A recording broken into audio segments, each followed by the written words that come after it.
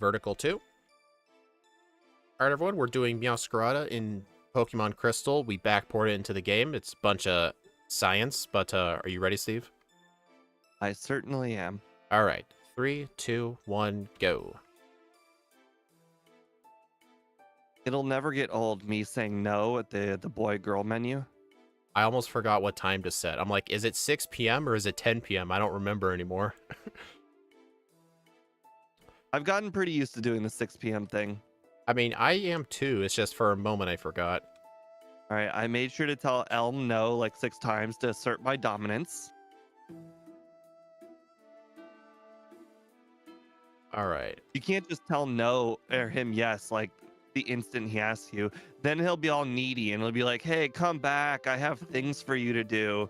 Where I'll be like, "Okay, sure, I'll help you, but don't get all sentimental about it." Yep. Anyway, hope you all like the back sprite. I actually made it myself. Someone had a 3D model of it online with like a front and back side, and I tried my best to draw it myself. I didn't trace it at all.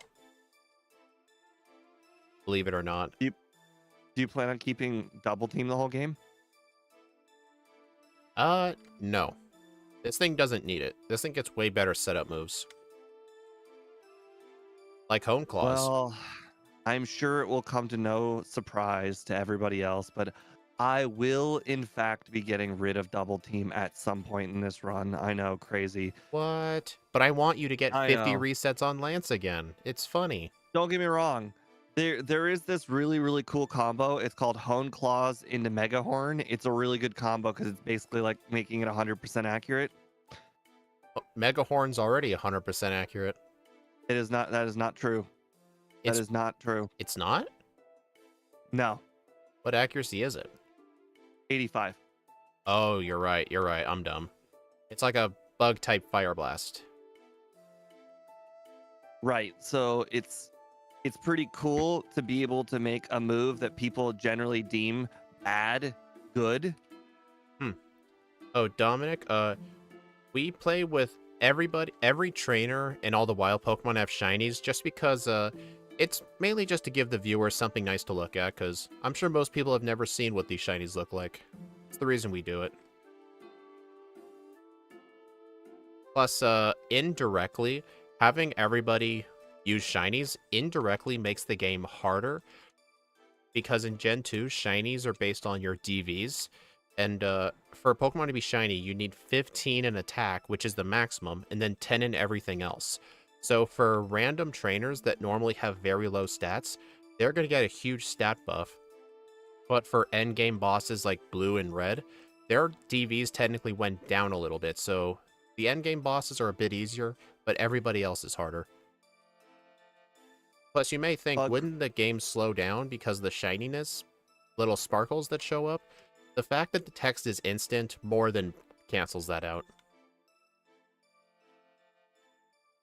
Bug Krim, the answer to your question is I will not be watching the individual plays, but I will be monitoring the box score. Yeah, so Dominic in my chat was saying, why are you killing so many shinies? Well, because in this world, in this parallel universe, all of the Pokemon are born shiny and regular Pokemon are rare. They're so rare that, in fact, no one's ever seen one. I think I coded it. I think I coded it for it to be impossible. Although I think somebody exactly. That's why I said it's not even like chance of shiny. It's just straight up they've never seen a normal Pokemon. They're just all shiny. They were born shiny. It's even more of a weird anomaly on mine, because on mine all the trainer Pokemon are shiny, but all the wild Pokemon aren't. So it technically, if you really think about it, something in the Pokeball makes them shiny. Oh, the first move I backported is a Hone Claws. It raises attack and accuracy by 1 stage. We've actually backported this move plenty of times. I think it's our most common backported setup move, I think. A lot of Pokemon get it. And it's a really great move. You could actually use Hone Claws with inaccurate moves like Steve said, like with Mega Horn or like, what's another example? Rollout. Rollout, or Rock Slide, or Stuff like that. Anything that's inaccurate becomes more reliable. Oh, guys, I can finally do something. Don't tell Speed. Don't tell Speed. Last time I played a grass Pokemon, I didn't actually get this. You mean the Miracle Seed? Yeah. I remembered that from the start, too. Like, you weren't going to hide anything from me. But then again, I'm the guy who forgets Oh, other God. random things. Oh, my. That was a little nuts. So I faced a wild Whooper, and the power of Giga Drain was like 390. Yeah? That's really high this early in the game. It's a weird number, like 390, because the Miracle Seed really throwing off the power. Giga Drain. It's gotta be better than Vine Whip at this point, so I'll get rid of it. Oh, yeah. Well, I got they are members only for now, Black Metal, but they'll go public in the new year. It's good to see most of you guys have already seen them. I saw the views went up on them. Are you gonna fight the hikers? not on purpose. That one Onyx just got what I went straight from 13 to 14. I was at the low level too, so that was like a whole level. Well, it was nice having you for this very, very short amount of time. Alright, I don't think Steve's planning on getting this move, but I will be getting it. Definitely, I will not be getting that move. You know what? I'm changing my mind. I'm not getting it. Smart. Strategic. Yep, totally. Andrew Palmer, have some class. What does that mean? It's clearly not. It's not. There's a fine line between what's it called? Mask party and a sexy party. This is clearly a Pokemon. Since it's in the Pokemon universe, it was going to Oh one of my those god. parties where you wear a mask, not a sexy party. Let's have a little. Kind of like that one scene from Romeo and Juliet where they like go to a party and they're wearing masks. It's so they can't be caught together. I'm pretty sure that maybe if that wasn't in the play, it was in a movie of it I watched. They're. Oh God, are you talking about the Leonardo DiCaprio one? I have no idea. I have no idea actually. They did a Romeo and Juliet. I remember watching this in high school. I don't remember which English class it was. I think it was like 7th grade, and they did a Romeo and Juliet with Leonardo DiCaprio.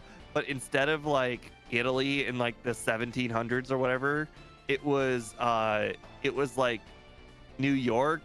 No, it was where the Jets play. Albany? No, Buffalo? the Jets. I know the Jets, but I don't know what their team. Technically, the Jets are technically New York, but they don't play in New York. What they play in Old York? Brooklyn. It was in Brooklyn. Okay, it wasn't that one. The one I watched when I was in school definitely was more ancient European Roman kind of setting. Okay. Let's just put it this way. This Romeo and Juliet had guns. America. What Jimmy Lee are worried about? I would have said Bugsy, but Home Claws completely destroys him. So honestly, I think after this, it's... I don't know. Okay, I was slightly worried the Claire? Scyther would be faster than me, but it wasn't even close. I don't know. Maybe Claire, I guess? If I had to take a... I imagine you're probably a lot further than I am. I don't have your stream up. Why so many shinies? Just because it's a lot of people have never gotten to see what most shinies look like, so it's just a nice addition to the run. Yeah, we use cheating magic to make them shiny. It's okay, Boss KO. I think the idea of a play from I've already forgotten his name. I was just about to That use. Oh, sorry. no, what was the guy's play? The guy who wrote the play's name? Shakespeare. Yeah. Quite frankly, the idea that Shakespearean characters have guns is a lot cooler than normal Shakespearean characters. Okay, this Oddish is not staying in the ball. I agree. Earlier when I caught my Bellsprout, What it had the? a 75% chance to be caught, and it would not go in the ball even with 75%. Does Oddish have a perfect? Does Oddish have a 255 catch rate? I don't know. Because I threw my lure ball, 2 great balls, and 7 pokeballs at it, and all of them failed. Every single one failed. Wow. That is, I've never had that happen before. That is so okay. I encountered a new one and I got it first try. Hey, a Hey Psyduck. Dominic. Generally, I'm the kind of guy who tells people to shut up when I hear, oh, people like making fun of remakes, and I'm like, hey, a bad remake is better than literally nothing. And even I can tell you that Avatar: The Last Airbender should just never have been made. What, you didn't like Avatar movie. Ong? The movie Avatar: The Last Airbender should just never have been made. Quite frankly, it has so little to do with the TV show that it's quite frankly more of a joke than anything. If anything, I would say it's more of a parody than the actual than an actual story. Same thing with Dragon Ball Evolution from the same exact creator. Shyamalan made that? Yes, M. Night Shyamalan. Is the guy who makes really hit or miss movies? Most of the movie, from what I've seen, most of his movies are like, they try to like be spooky and dark, and half the time they're not that spooky. Like the main characters are problem is, always talking real low. I want to say he's a bad director, but the thing is, I'm pretty sure he has made movies I've liked in the past. I'm sure I he just has. don't know what they are. Did you teach pedal dance over Giga Drain? No, I kept Vine Whip. Really? Didn't you say earlier you saw Giga Drain had a lot of power against a Wooper? You said Yeah. Giga Drain, so I assumed you taught it. 5 people. Well, yes, and I taught it for a very, very short amount of time. So you had both Giga Drain and Vine Whip. For a very short period of time, yes. Oh, okay. I mostly kept Vine Whip for the PP. That's a statement I never thought anyone would make. Because Vine Whip only has 10 power points. Yeah, well, unfortunately, pedal dance hurts you, so that wasn't an option. Well, it's not a recoil move.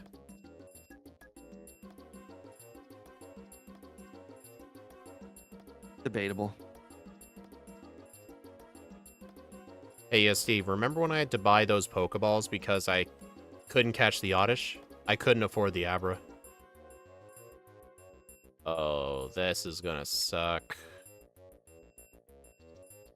Actually, never mind. Apparently Mud Slap sells for a lot of money. Oh, but Mud Slap was part of my red strategy. Now what are you going to do? I'm just gonna have to be extra dangerous. But still, Dragon Ball Evolution was not made by the same person who made the Avatar: The Last Airbender movie, but they're both equally so incredibly bad that they're unwatchable. Are you telling me they were made by 2 different people? They made both equally unwatchable movies? that This- completely ignored the story and the source material? The Happening was okay. I've never seen The Happening. Didn't look that good. I'm sure Steve's seen it. He watches all the movies. Is that the movie where people were scared of like literally nothing? Like they were scared of like the wind because the wind was killing people or something? Not sure. I'm pretty sure that's the Happening. Hey, Steve, do you plan Nothing to get happened. the... That's why it's so ironic. Do you plan to get the Quick Claw? You know, I actually went up there by accident. I almost did, but then I realized I don't want the quick claw. I don't want dig. I may as well take the shortcut to the tree. Quite frankly, I didn't really think about the late game moveset. I only looked at the early game moveset, so I am not super prepared for this mid game. Plants were the killers, but plants like carried pollen and it was in the wind or something like that. It was a really dumb story. Did you Let's just say that sorry. that movie is so old that I think I remember hearing about it or seeing it in theaters. The Clefairy And is Speed and I were having a conversation. I don't ever go to the theaters anymore. Nope. He says the only time he ever did was for Endgame and what was the other movie? And my the dang it The I've Boy? already forgotten what it was. The Boy? It had boy in the name, and it was it had both Adam Sandler and Andy Samberg in it. That's my boy. That's my boy. That's what it was. I watched it in high school. It was the first movie I watched where I was over 17 years old, and I can watch M-rated movies. You know, everybody's got that movie. You know, the first time you watched a M-rated movie, or The first time what's it called in theaters? It's not called M, is it? R. It's rated R. R-rated movie. That just tells you how many movies I've gone to. Actually, the first time I've ever seen an R-rated movie, does it have to be in a theater or just watching it in general? Oh, if we're talking just watching an R-rated movie in general, I remember watching some sort of Jackie Chan movie when I was like 6.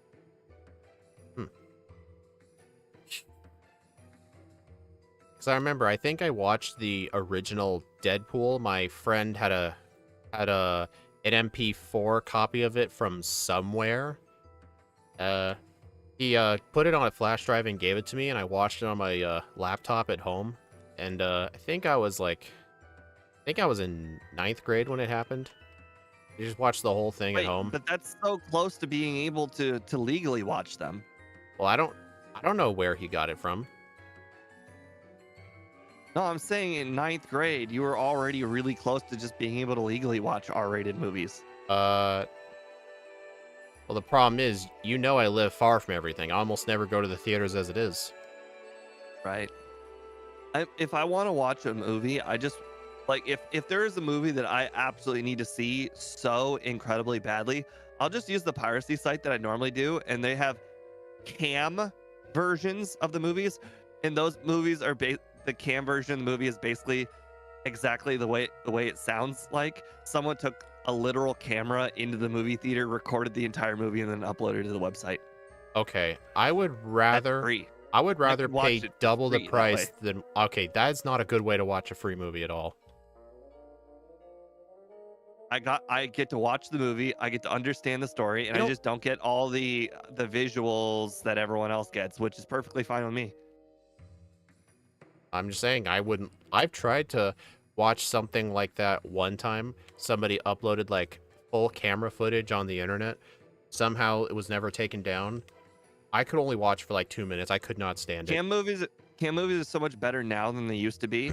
Because phones, things that people could easily sneak by a person who easily sneakable into things. So they have phones are just much better than they used to be.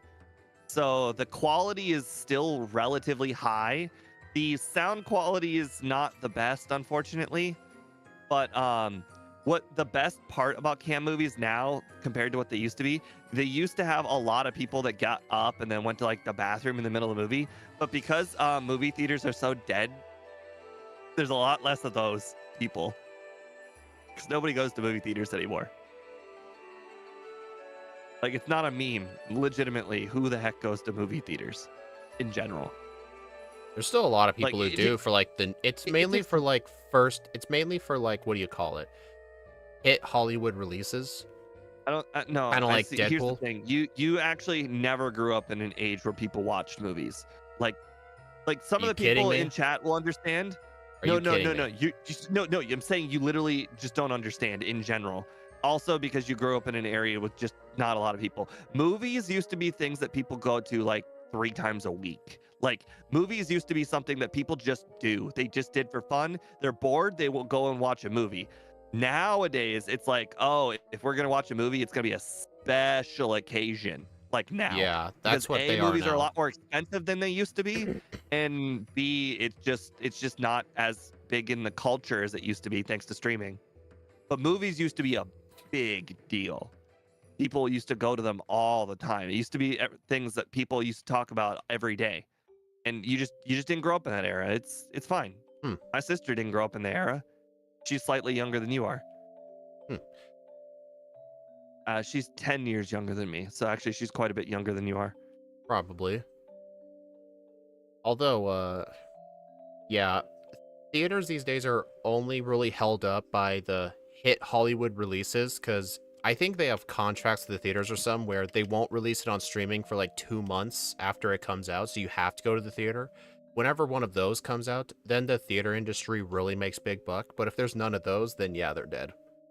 Well, movies used to stay in theaters longer. They used to have 2 cycles. They would be in the expensive theaters and then they'd be in the dollar theaters. And all of this took place before it even went to DVD. Now, because of streaming, dollar theaters just don't exist anymore. There's actually one about an hour from me we always went to when we were kids, and it's still there, and the tickets are still the same price. It's literally $5 a ticket, no matter what movie it is.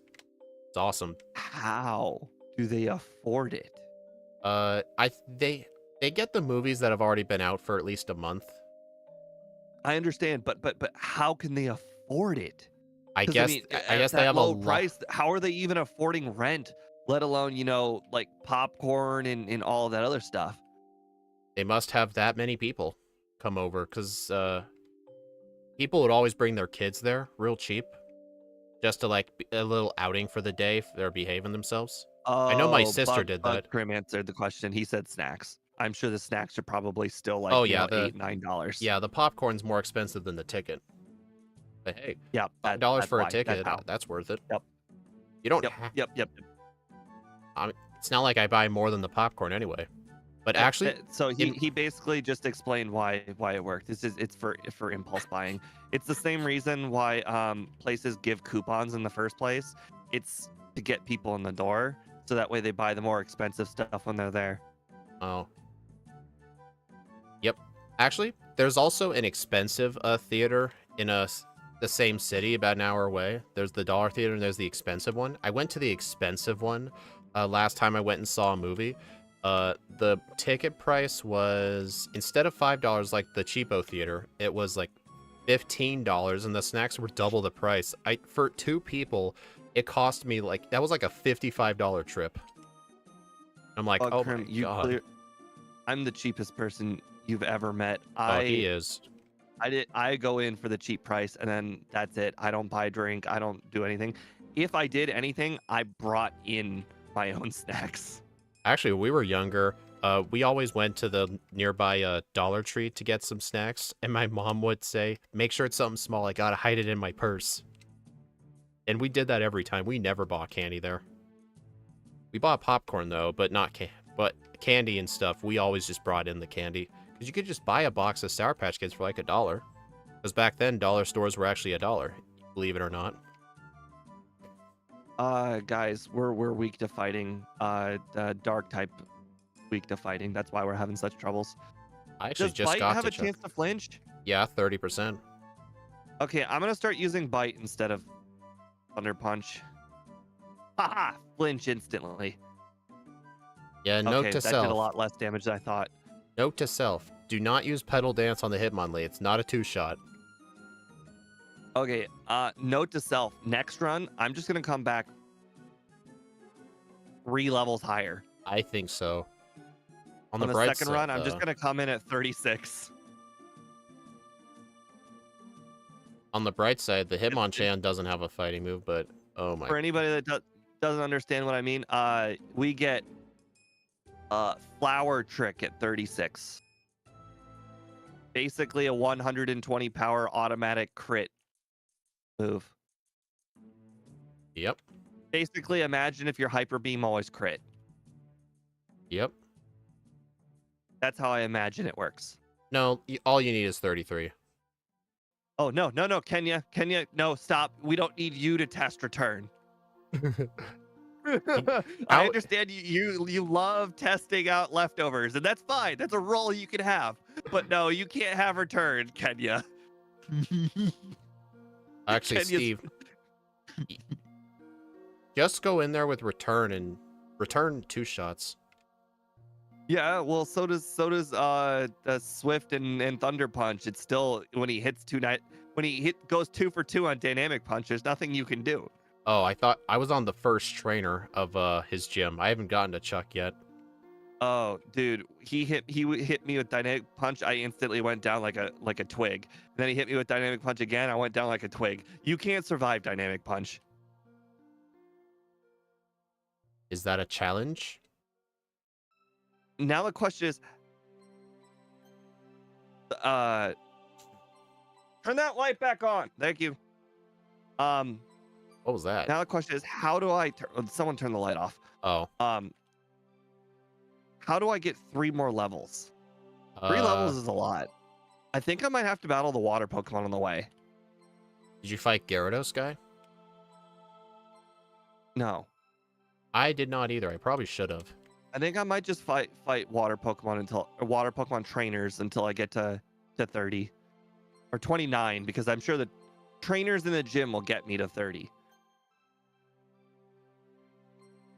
I don't think Chuck will be a problem next run. We're just gonna get a teeny bit higher of a level.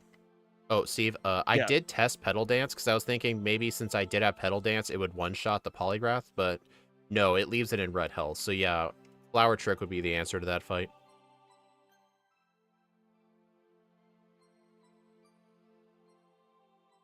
So I actually don't even have a grass move. My move set is currently Thunder Punch, Bite, Bone Claws, Return. Oh. It's the weirdest move set I've ever had. It feels like the most diverse move set I've had in a while. Yep. I actually don't have Thunder Punch just because at the time I couldn't afford it because I had to go buy extra Pokeballs. I just sold everything I had to get it. I also couldn't afford it. Well, I couldn't even afford the Abra in the first place, remember? I went into town with like 500 bucks. I'm just letting you guys know, if you interact with the bookshelf behind the button, it has words. Apparently books have words. I don't know if you guys knew this. Knowledge is power. They coded the bookshelf to have words. You know, theoretically, you know what'd be really funny? Like, well, some examples of signs we always talk to, like the one in front of the warden's house in red and blue, or the sign next to Lance in this game. Imagine if I went in there and I changed it to be a secret message and just never said anything until one day somebody talked to it. I really like Bite. Bite as a stab move is pretty decent. It's too bad we don't get Crunch. We don't? No, I don't think we do, no. Actually, I have the move set up. I can look. Yeah, we don't. I have it up too. That's why I said it.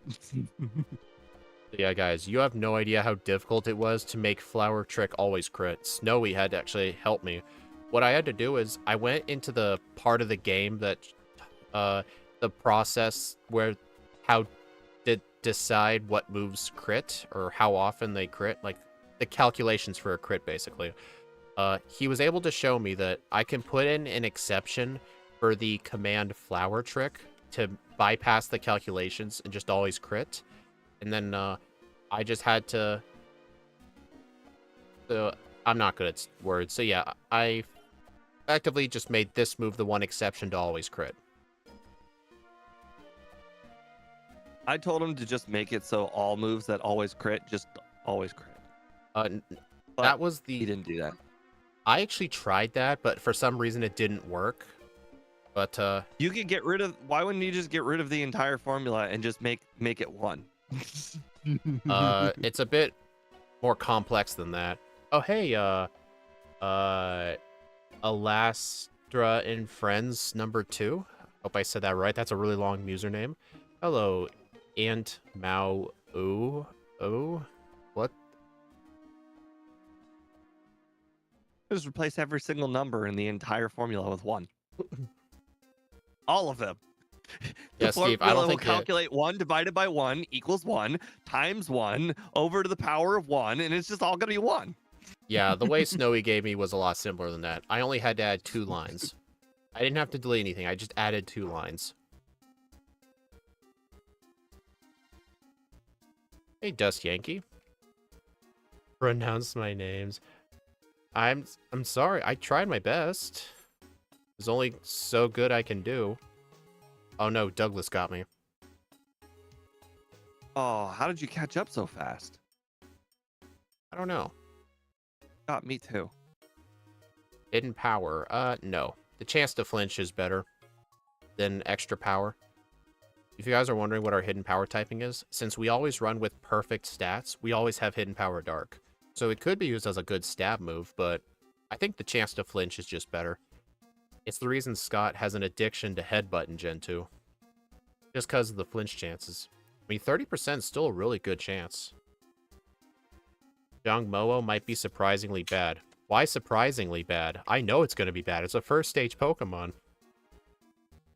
When Steve and I made a lot of these polls, we had to agree that we can only put in Pokemon that get some sort of setup move.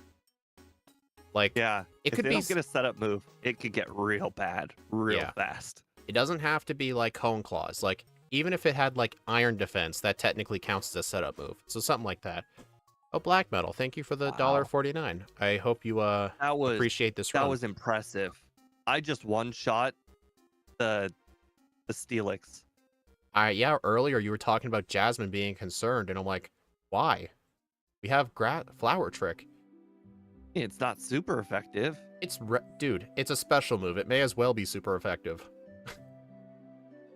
Haven't you learned from Gen 1? Rock types are weak to fire? Haven't you learned this lesson by now? This is true. Except for Rhydon. Oh, it's because he ate those pink berries and swam in the water, so he gained a fire resistance. Yeah. Isn't that how it works? Yeah. The rest of them are weak to fire. Okay. Yeah, I'm really loving this Flower Trick. Doesn't it feel like Gen 1 again? It does. You know what's funny? If we were to backport this into Gen 1, I wouldn't have to do anything complicated. It would just always crit anyway.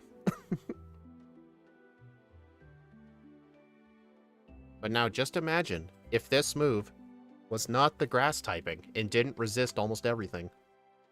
You know, it never dawned on me. Is that the Sunny Day girl next to the 3 Magnemite guy? Yeah. It is.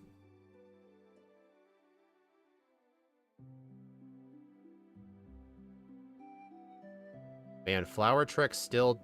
Oh, Flower Trick can one-shot some Zubats. God, I just one-shot a Zubat with Flower Trick too, and even though it's so 4 times resisted. Plus Miracle Seed. Oh God, I have 3 ethers. Oh no, that means I used one somewhere. Or no, that means I didn't pick up one somewhere. What's your overlay Which say one did for... What's your overlay say for Flower Trick's power with Miracle Seed and Stab? 115. So if you include the chance to crit, that'd be roughly over close to 200 power. Pokemon Fire Yeah, Red. it'd definitely be a little over 200. I want to put Pokemon outside like a pet when I play Fire Red. Yeah, I've always imagined, like, what if some Pokemon were real? But then I realized, if some of them are real, that means all of them have to be. And there's some I'd rather not exist. When they said outside when playing Fire Red, I was like, oh, you mean like they do in Gen 4? And then you said outside, like real life outside. I'm like, oh. Yeah, that's something Steve never did. He never went outside. I was thinking more along the lines of the other Gen 4 or the Gen 4 game, because you can have all of them follow you in Gen 4. Yeah. In the remakes of Gen 2. Oh, Steve, you know M. Tiberius, whenever he does his yellow solo runs, he actually, he uses the disassembly to make some changes to the game. No matter what Pokemon he runs, he always has it follow him. He even makes a custom sprite for him, too. Like, if the Pikachu one looks like the, or like, what if there's a Pokemon that has, like, that generic monster Oh my look, god. he can Why just hasn't change Scott the, thought of this? That's genius. I don't know why. But then again, it has to be really annoying whenever you're walking around and you keep accidentally talking to it. No, but see, here's the thing. That's part of the game. You know, just like how wild Pokemon are part of the game. That's just part of the game. That should be part of your new walking strategy. Figure out how to live with the Pikachu behind you.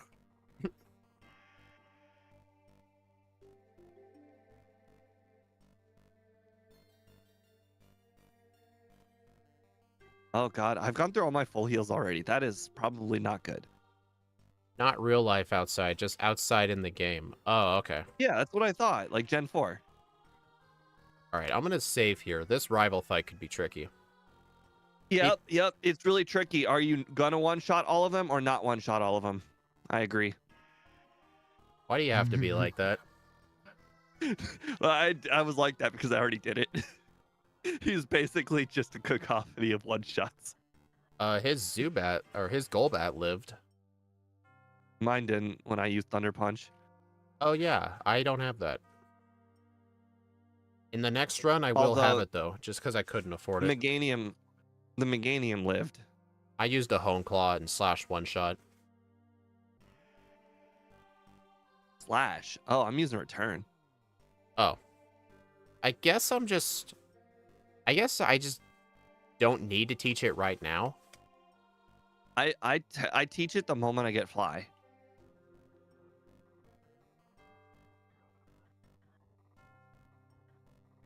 Boy, just knowing that Flower Trick's power is actually double the way it is, even Pokemon that are resisted, I just use it. Oh, yeah, I still need to actually get it. I don't have it yet. But that's fine. I usually get return after I finish the rocket section here.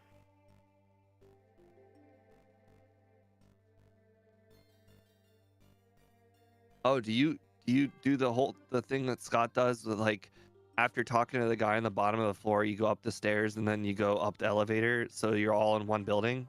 Yep. I don't like that trick. I Well, don't think it's very good. it allows me to prevent two separate trips, because normally I'd also buy vitamins there.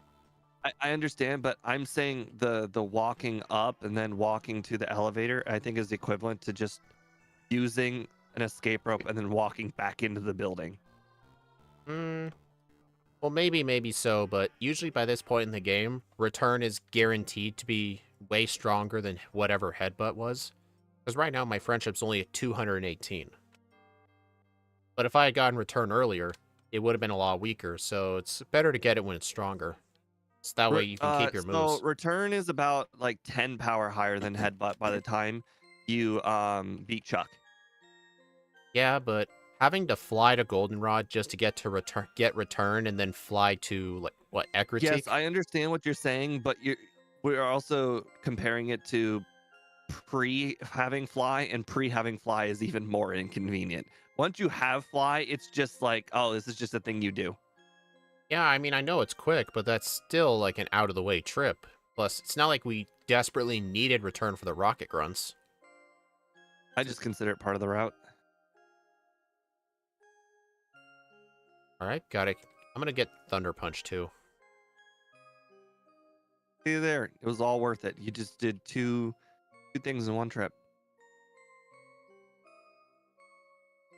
Well, got some money. May as well, buy some vitamins. See? Just did the whole thing at once.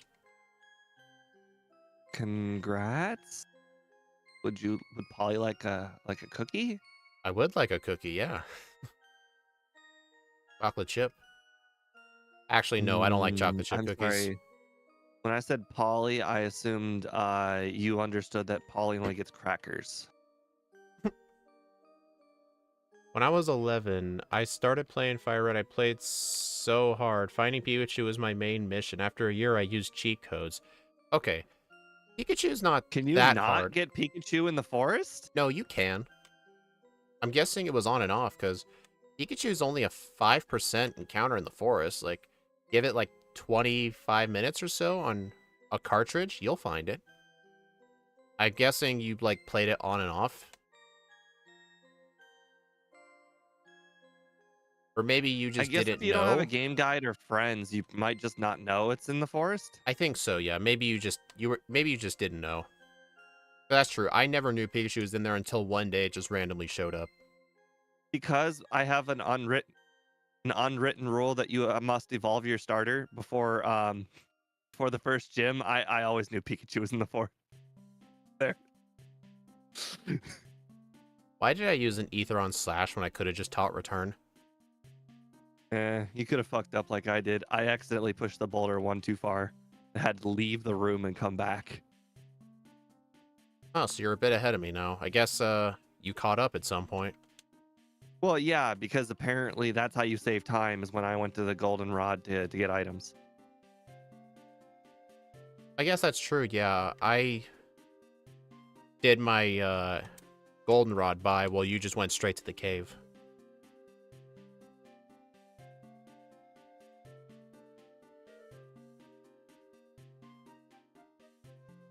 You saw nothing.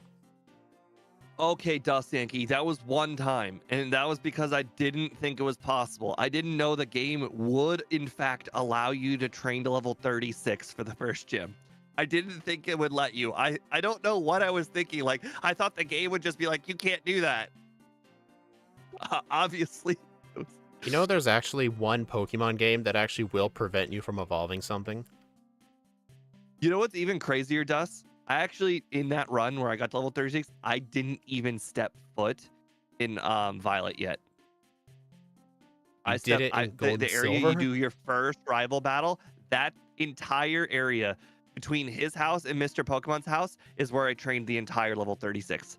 Oh my god. Did not step foot in Violet, so I definitely did not have access to like the Growlithes and the Ghastlies.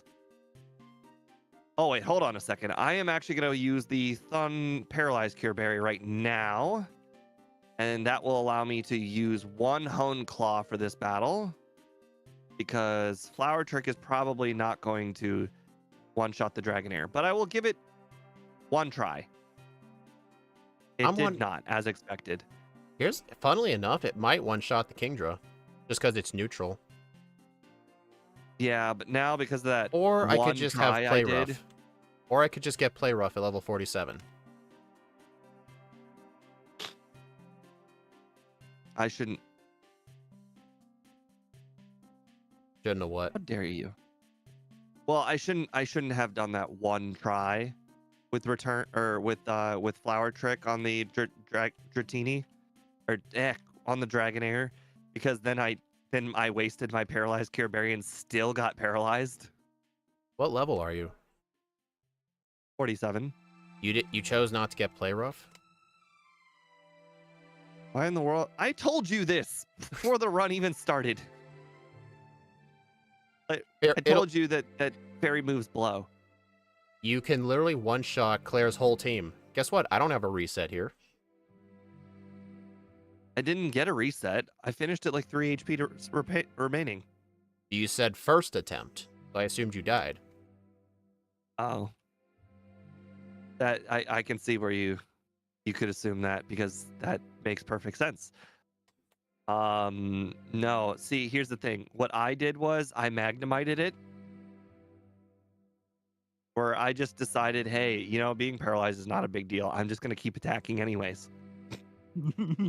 So does that mean you're gonna use Icy Wind for the Dragonairs, or are you gonna set up on the 100%, Gyarados? absolutely, no question about it. Literally the best strat. Prove me wrong. Icy Wind's gonna be way better than Play Rough. For Lance. Well, Play Rough will also help with Karen. It might one-shot her Umbreon too, so I won't get sand attacked. Well, hopefully. This is a risk I'm willing to take. You know what I just realized? Although, apparently Flower Trick doesn't have infinite accuracy, so, you know, there is that.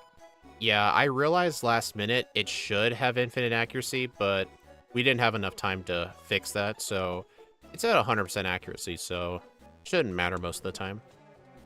It's not like a whole electro web situation where making it a 30% chance lower speed instead of guaranteed like it's supposed to be actually made a difference.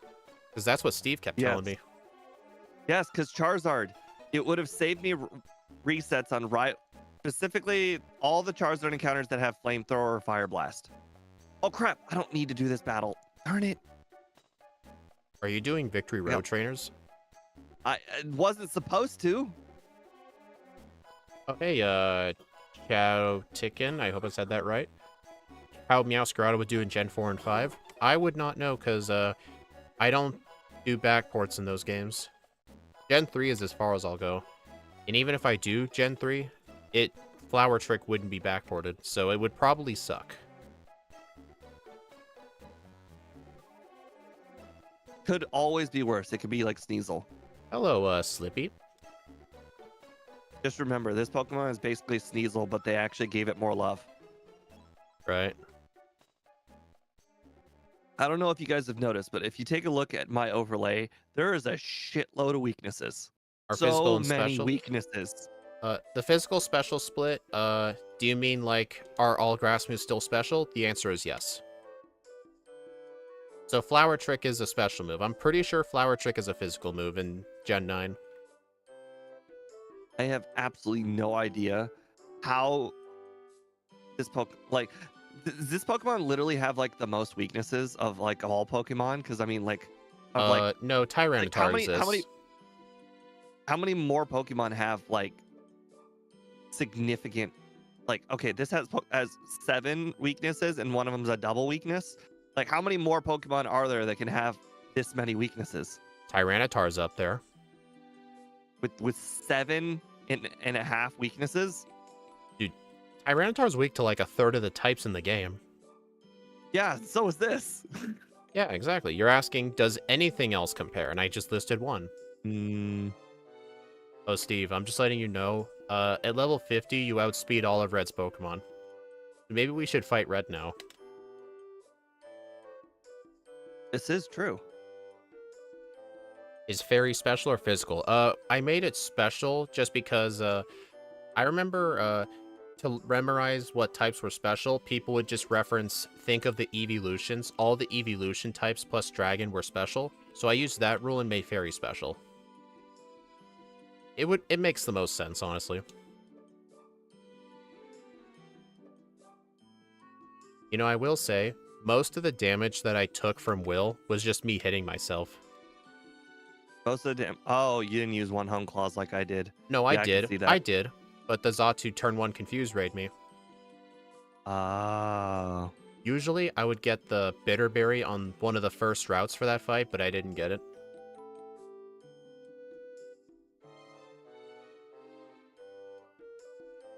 Annie, no, How Dark is special. How dare Crobat decide to live?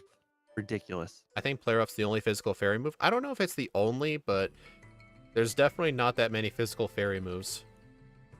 Ooh, interesting. Oh, right. I still have Bruno. I was about to say, I'm just like a tiny bit damaged. Maybe I should consider going into the next battle with just a tiny bit of damage. You know what's interesting?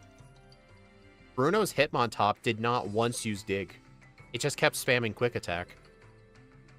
I did notice that, but I'm looking at my overlay now, and we resist ground moves. I think that, yeah, that has to be the reason. He detected that Quick Attack would literally do more damage than Dig. That's almost never the case. He always uses Dig. Did your Bruno not use Cross Chop? I one-shot him, so I had no idea. I did get Mach Did you Punched. just, like, use a whole bunch of Home Claws or something? I used like 3 of them on the Hitmontop. Okay, that makes sense. I just basically used one and then flower tricked the rest of them. Play Rough does not one-shot the Umbreon, not even close. Oh, that's good. It's good to know that your decision to keep the move didn't help. Okay. It's not like Icy Wind would have done that anyway.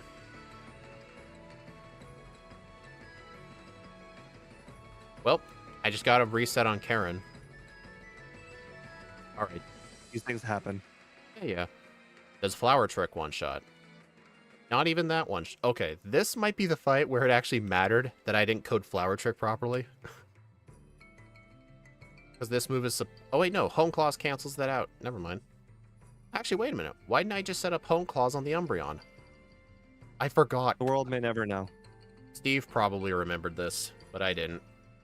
I actually didn't. I have 2 returns left for this battle. Hone Claws completely cancels out Sand Attack strats off of this person. Okay, I beat Karen first try. I don't even think I took any damage. I'm upset now. Since you just beat her, that means I was ahead of you, but I had 2 resets, so... Yeah, you're ahead of me now. Darn. You should have coded it to be infinite. Yeah, that's what I should have done. I didn't know at the time that it was. But when I realized it, You know, the it funny was thing like is we 10 didn't minutes. even know. I literally asked Speed, is this a mistake? Like, I thought this was a typo on the moveset. He had Flower Trick as infinite accuracy. I'm like, oh, did you make a typo here? And he's like, no, I don't think so. And then I looked, I'm like, oh, it is supposed to be like Swift. But it was like 10 minutes till stream. It was too late. I made a mistake on Lance. I got to reset. What'd you do? I forgot to do something. Did you forget to stop the ghosts that were coming through? Yes. Yep. I saw all the ghost types, the gang. Oh my god, it lived. Okay, well, we're gonna go ahead and rare candy. I'm level 54. What level are you? 53, and it lived. Dragonite lived. How It many was the boy who lived. How many Hone Claws did you use? I used like 4 of them on the Gyarados. Did you not set up enough? I used well, I was okay, well, I feel like that's on you. oh come on, this Dragonite, even with 2 levels higher, it still lives. Do you not have Hone Claws anymore? Shut up. I tried to defeat it with Icy Wind because this was the strategy I came up with, and I was married to the strategy. The strategy. You know what I will admit, though? I did not use Play Rough on Lance at all. You're right, it's not good. It didn't one-shot the Umbreon. There's no way it would one-shot the Dragonites. I mean... Okay, well... This thing had higher now, special, maybe. Let's go return okay. Easy Clap. Yep, that's the whole Kanto Okay. section in a nutshell. I shouldn't have gotten 3 resets on Lance, and quite frankly, it was my own stupidity that got the resets in the first place. And now I'm stuck with Icy Wind.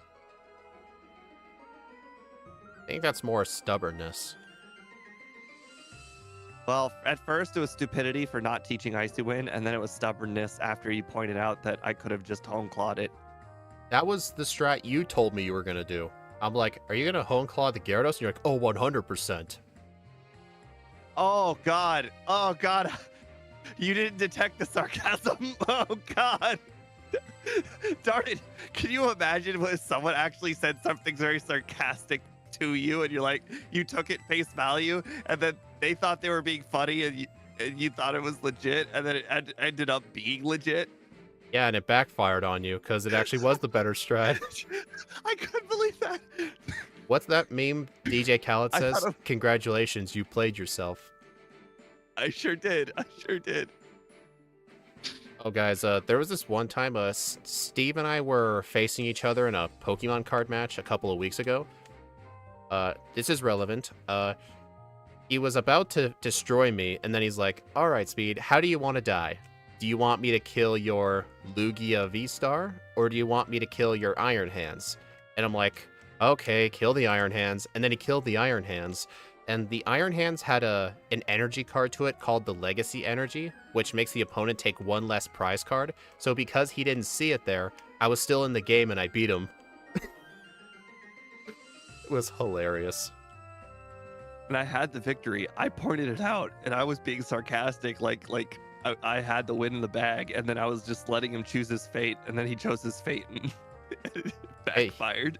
He listened to it too, and then when he did it, I was even surprised because you may thought I was being sarcastic, but I actually forgot the Iron Hands had that energy on it.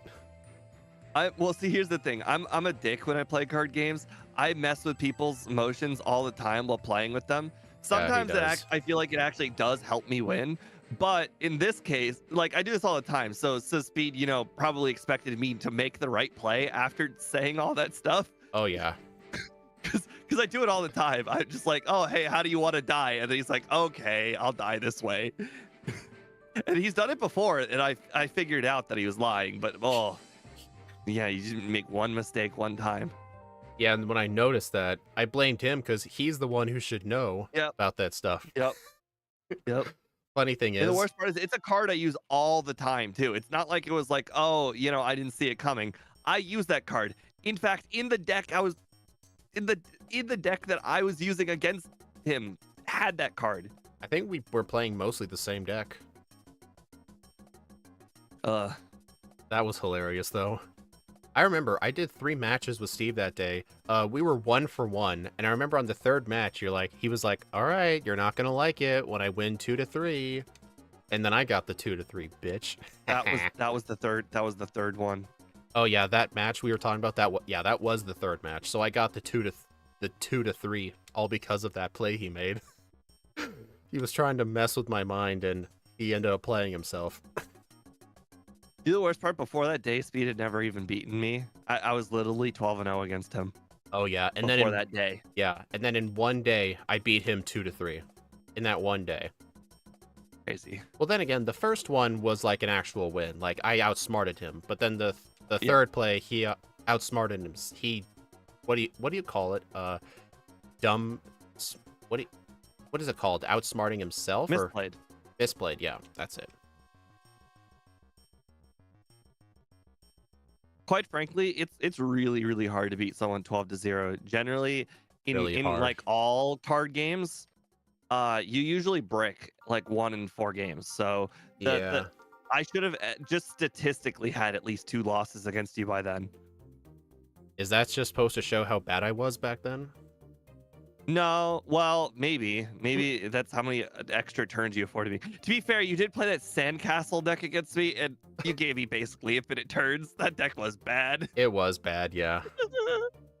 I was playing around with another deck earlier today. It looked a bit more promising, but I've come to realize decks that rely entirely on one Pokemon are not good. Usually with good decks, there will be like a main star of the deck, like the one that'd be on the cover, that kind of star. But if it dies, most decks will have a backup mon you can use. But if that deck doesn't have one, then you're kind of screwed. I'm glad you figured out how the deck naming scheme works. I don't. If you go to the websites and you look at the names of the deck, they literally have the name of the Pokemon the deck is built around. And then if you decide to put in a second good card, they'll say this is the variant of the deck. Like for instance, all right, the Charizard deck. The Charizard deck has a Charizard deck has a Charizard variant. It had no, sorry, the other way around. The Charizard deck has a variant with Pidgeot. The Charizard deck has a variant with oh god, I can't remember. That was a bad example. There's the one with deck has a variant. Yeah, there's like other ways to run the same deck. A lot of the decks have variants. Because some of the decks, whether you use one Pokemon or you use another Pokemon, doesn't matter because the core of the deck is still the same. Like for instance, that Chen-Pao deck, Chen-Pao and the Boba-X or whatever, those are the core of the deck. You can swap out all of the other Pokemon on the deck. Like they don't need to be in there. You learn firsthand that they're pretty good when they're in there though. But you can swap them out, like for that was it Arceus or that the other Reshiram, the thing that's not Reshiram but kind of Reshiram. Yeah. Oh no. Kyurem? Oh, never mind. I guess was it the Kyurem? Oh well.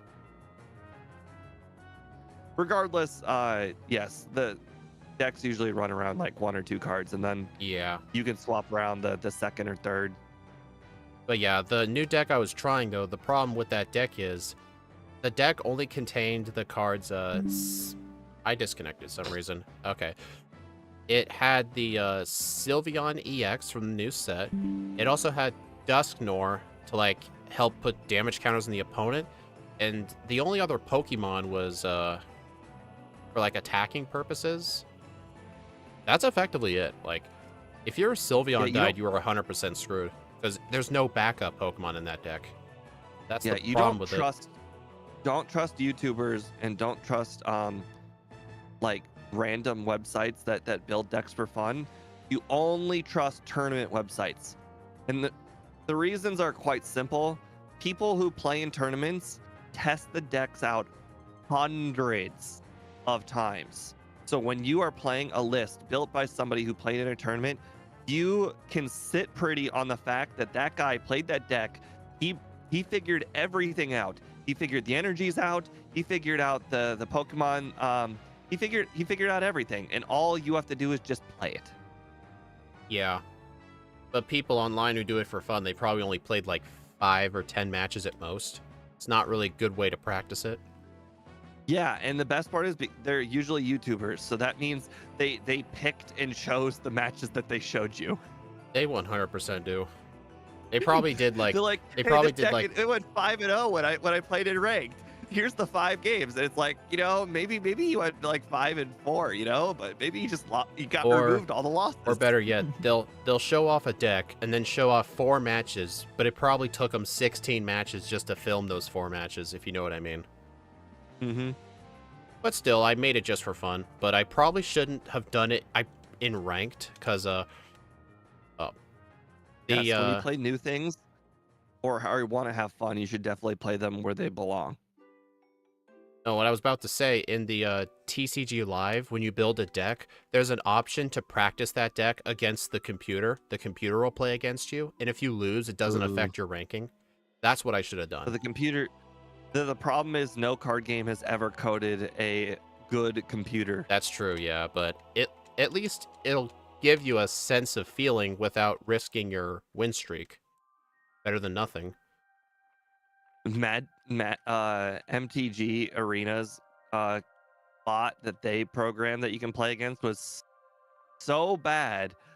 We used to like, me and Angel used to send each other screenshots of like the records for how low we can get it we can win by. Like for instance, can we get the computer down to negative like 5,000 life? I don't get it Should we because get I don't one? know Magic. Well, imagine if your Pokemon did like 500 damage, but it had an effect where like if you gave it another energy every single turn, it would do 30 more damage and then 30 more damage, and you just kept doing that the entire game over and over, and you just kept on stacking the damage until you decided to attack that final Pokemon on the opponent's team, and then you did like I don't know, 1,000 damage, and then I would Oh, man. send that screenshot of me doing 1,000 damage to Angel, and then we try to top each other Against the bot because it's Basically that bad. Yeah, because the bots are awful. And there is just no good card game bot. No. You have to play real people. There just is no substitute. But here's a question though. With the Pokemon TCG, if you match just against friends, does that still affect your win-loss score? Yep. Dang. That's why I'm a little shocked that it does, because it doesn't affect your rewards. So if it affects your win-loss rate, it should affect your rewards. Otherwise, it should exactly. just not affect your win-loss rate and just not count.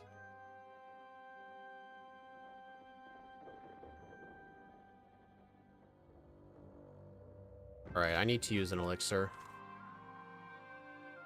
Getting ready for Blaine? I already did Blaine. Blaine wasn't even that hard. I just figured Blaine is around the time I use an elixir. No, I was facing Brock and I only had 1 flower trick left. Yeah, Blaine's easy. Use a home clause on him and then flower trick the Meg Cargo and return the rest.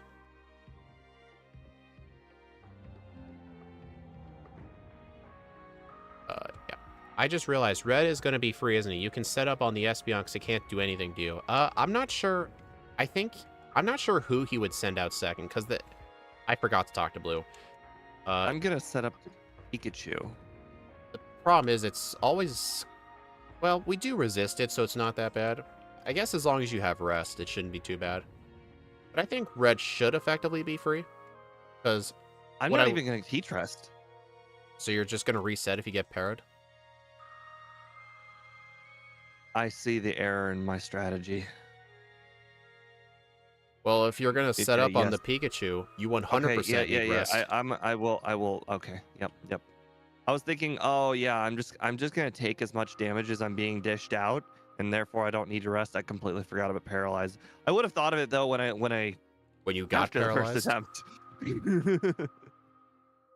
Also, the opponent sends out their Pokemon based on what type their moves are for super effectiveness.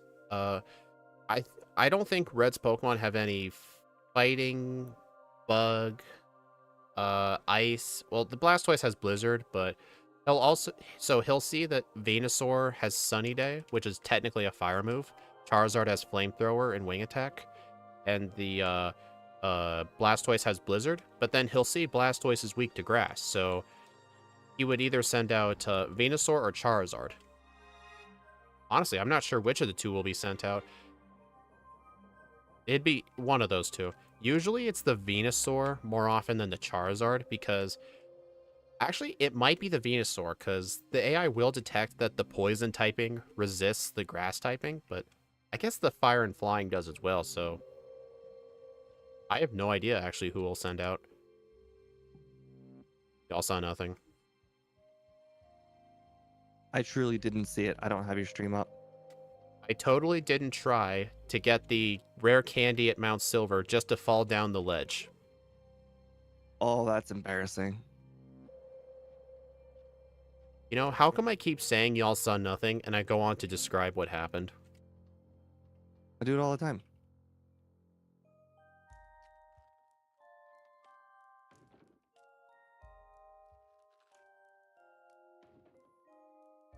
Okay, Flower Trick. Okay, it is Venusaur. Okay, that's actually really good. Venusaur is way better to set up on. Also, normally, if he sets up Sunny Day, he just... Dude, he just crit me with Solar Beam. Ridiculous. How dare he do good things? I know. What I was going to say is, with most Pokemon, if this guy uses Sunny Day, you actually want to stall to make the sun go away, because otherwise Charizard will do so much damage, but we outspeed the Charizard anyway, so we don't need to. If we were running a slow Pokemon, then yes, we would need to do that. We've had to do that a few times.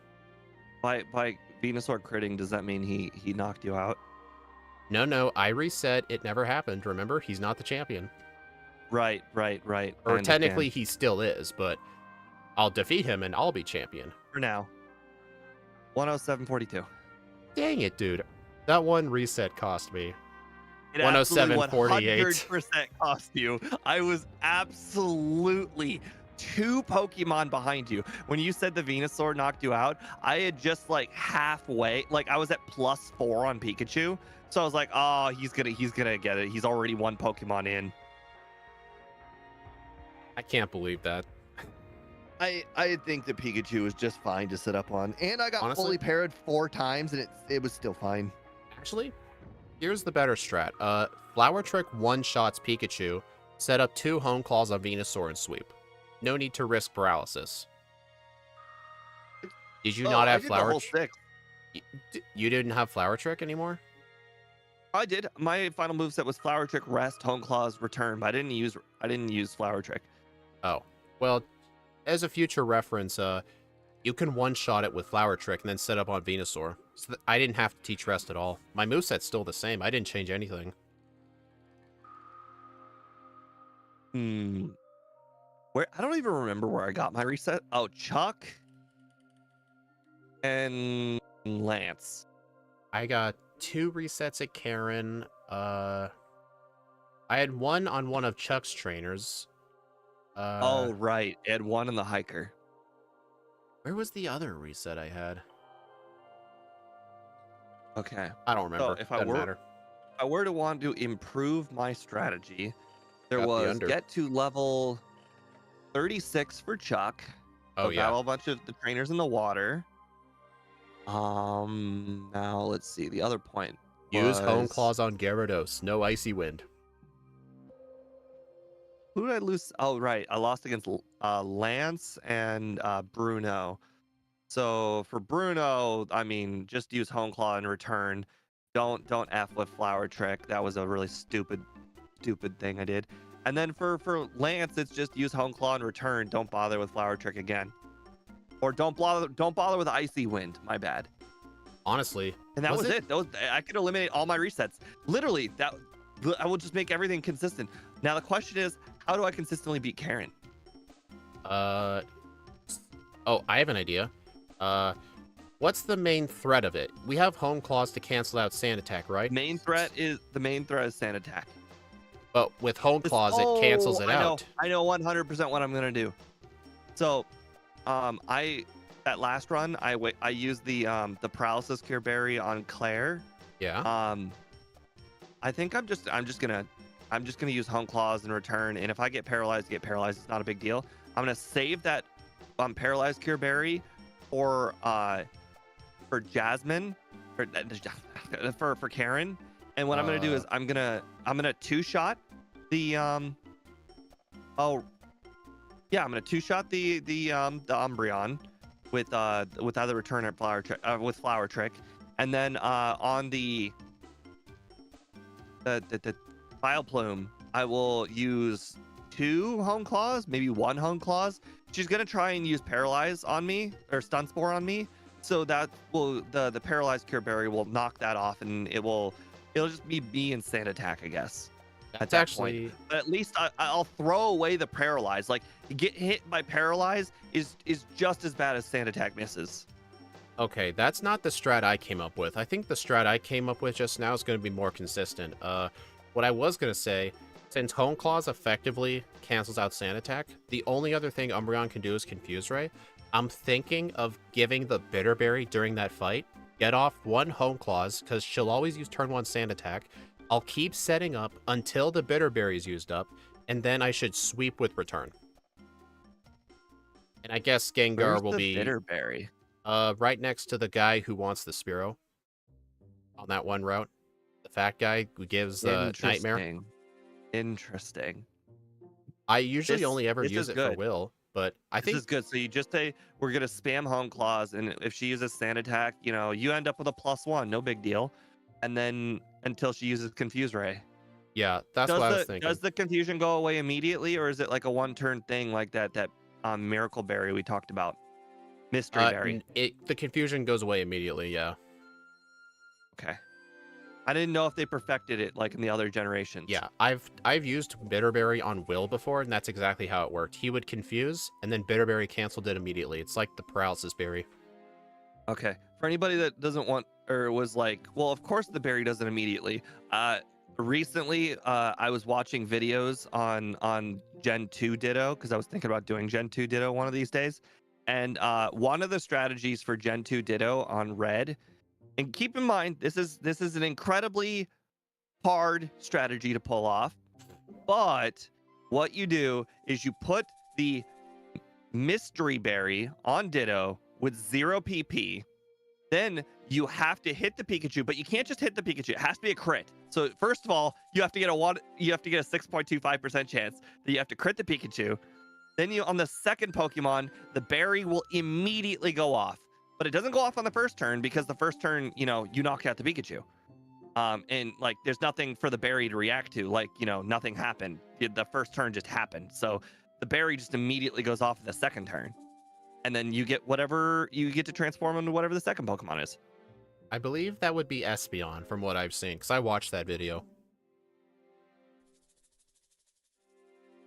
But for anybody who's wondering, Ditto's basically impossible in Gen 2, but I would give up on Red and not give up on Blue like Scott did. I mean, Red Blue... is still technically doable, but that's kind of like saying Weedle's technically doable in Red and Blue. I mean, the odds aren't that low, but still relatively low. Because you have to. But see, the thing is, Scott calculated all of the strategies, but he didn't do the berry one. So I don't know how low a chance it is with the Espeon, because the Espeon does have a fair amount of damaging PP. Yeah, it's got. Question is, can you defeat Snorlax quickly? I believe the Espeon's moveset is Swift, Mud Slap, Psychic, and Reflect, so I guess you'd have to save all your Swifts for it. But I, I I mean, think don't get you'd me still wrong. have to get First of all, crits. you have to crit the Pikachu. So that's already, you have to like do 15 attempts just to even get one attempt going. Yeah. Um, so then I think you probably have to get possibly 2 crits on the Snorlax, po- or at least you have to get the crit when you've done half the damage to Snorlax already Yeah. with no amnesias because he loves that amnesia. All right, so what I will say about Meowscarada, remember how I used Play Rough on Claire? That may not have been the right call, because, yeah, it did one-shot the Dragonairs, but it didn't one-shot the Kingdra. I'm thinking your strat will be better, just since we don't use the Paralysis Cure Berry for Lance or Jasmine, give it to Claire, use one Hone Claw, and then just return one-shot everything after that. I didn't even try to one shot the Kingdra. I just used Flower Trick. I think I 2-shot the Kingdra. Did it one-shot the Oh, it didn't one-shot the Dragonairs, though. Flower Trick? Well, Hone Claw return knocked out the Kingdras. Flower Trick itself only did 3/4. That was the mistake. I used Flower Trick on turn 1, and then Oh. obviously they used Thunder Wave and got rid of my berry. And then I'm like, okay, well, this strategy didn't work, so now I'm going to use Hone Claws, but then I got paralyzed again. So I basically put the berry on, and the berry was irrelevant. Yeah, so I think just equip the Paralysis Berry, use one Hone Claw on the first Dragonair, and then return sweep. I think Play Rough's just going to be useless, which is really sad by me, because I'm really hoping for a run one of these days where the Fairy move actually comes in handy, but it I just think didn't. it has to be Stab. It it has to be Stab. It's kind of like poison. It needs to get Stab. I don't think we've done... Well, I've done a Fairy type in Crystal. Let me look. Oh, I've done Mimikyu, but the problem is Mimikyu has only 50 special attack and like 100 attack, so that's a no-go. Fairy. We've done I'm gonna hit the restroom. Xerneas. Stop hitting things. I've done Xerneas with Scott, but it did get Moonblast, but that was like really, really late into the game, and I think it might have only helped with Aaron, I think. Well, I'm gonna switch over. Hold on. Let me go to Xerneas's tab here. It must be hidden here.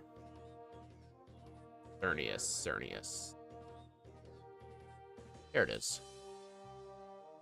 Oh yeah, it got Moonblast at level 60, so... Yeah, the move didn't help us. In fact, we use Geomancy more often than Moonblast. But besides that, have we done any other Fairy type? You did routes? I hate you. I hate you, dude. Okay, let's look at Ralts' moveset. I walked in, I heard you, did we do any Fairy type? I didn't even hear what you were talking about, but I knew you ignored routes. Well, I was going from my leaderboard from first to last, which is why it was last. Oh, okay. Ralts technically benefited from Draining Kiss, but that's just because it was at level 12, and it was a nice little healing move, but I didn't use it for very long. But we used it. yeah, but like, we haven't had a run where we seriously used it throughout most of the game. I mean, this Meowscarada, this might have been the first time we actually seriously used a grass move the whole game. This is true. Generally, grass moves are all really, really bad. And to be fair, this grass move was also pretty bad, but the fact that it always crit meant it was twice as strong. So it made it worth it. Right. The grass is so unoffensive.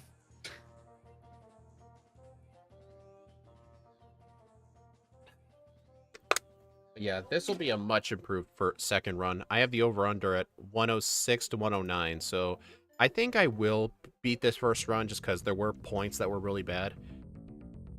But Oh yeah, I definitely think there will be much easier to get at least 2 minutes faster. yeah. Probably closer to 4. All right, let me know when you're ready. You gotta choose your frame first, right? Absolutely. Let's see. I did a weird frame last time. Let's go with a normal one. Actually, I'm gonna have your stream up on this monitor. I don't need to look at this thing's moveset. Okay. Yeah, I kind of stopped pulling up other people's streams when we started doing um the the streaming on vertical thing, because it was like doing the regular stream, the vertical stream, and just having a video play at the same time was quite taxing Oh yeah, on the computer. it was for me at first, but I need to get switched to Ethernet at some point for this thing. But when my Wi-Fi antennas actually work, I told Steve about this. My download speed is roughly 100 megabits, and I think Steve said his was around 200. But hey, Steve, what's your upload speed? Well, my down is like 300, but my up is like 12. Okay, Steve's down is 300, mine's 100, his up is 12, my up is like 30, which is really Yeah. insane. I don't even know And how. like I told my brother, I could spend another $1,000 on my computer and it will not make streaming better, because the internet is the thing that is holding me back. Yep. Yeah, down of 100, that's still really good. It's not like I have a household of 10 all streaming Netflix at once. Yeah, 100 is serviceable. You're talking to the guy who used to brag to his friends that we had 8 megabit download. That used to be Dude. a bragging point.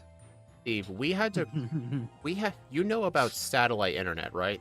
Like if you live in the middle of nowhere, that's like your only way of getting it, and it's kind of No, bad. I've never had to deal with. I went straight from Well, you've never heard of it though. Ethernet, or sorry, dial up to dial up to regular internet. Okay, so do you at least know about it? No, I've never had to deal with it. It's just Oh. not really a Okay. thing here. We had to deal with a satellite internet company called HughesNet from like 2007 to 2022, I think, when we finally cut the contract. Because we lived, like Steve says, I live in a small town, like right now, but when I was young growing up, we lived literally in the middle of nowhere. We had like 2 neighbors within 2 miles. That's how middle of nowhere I was. So there was no cell service at all. So we had to get the satellite. It's super expensive. I think as of right now, they're like newer, better plans are like $250 a month for one of their better plans, and it only offers a down speed of like 30 and an up speed of like 4. Just because satellite is just really not that good. It's just if you have no other choice. But we had to deal with those awful speeds for so long. And then when we finally cut the satellite internet out, we had to buy our way out of that contract because we signed we had a 10-year contract and it was going to expire in 2 years, but I convinced my mom to just buy out of it. I would offer to help pay for it just because it was that bad. So we bought out of the contract and we switched over to a local internet one. It's the one we use today. Oh my god. We get like 20 times the speed. I'm not even kidding when I say 20.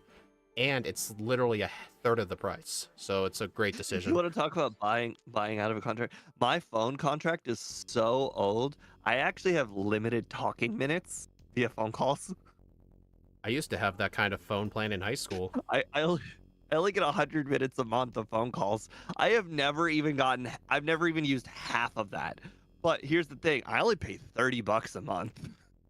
So you never renewed it? I mean, that's a good deal for a phone if you No, never use it. I've renewed it for the last 10 years straight. Oh, okay. When I meant renew, I'm like, get a new Yeah, one. I mean, you can't beat $30 a month. Well, I mean, you can, but you have to like use one of those shitty companies like Mint Mobile or whatever.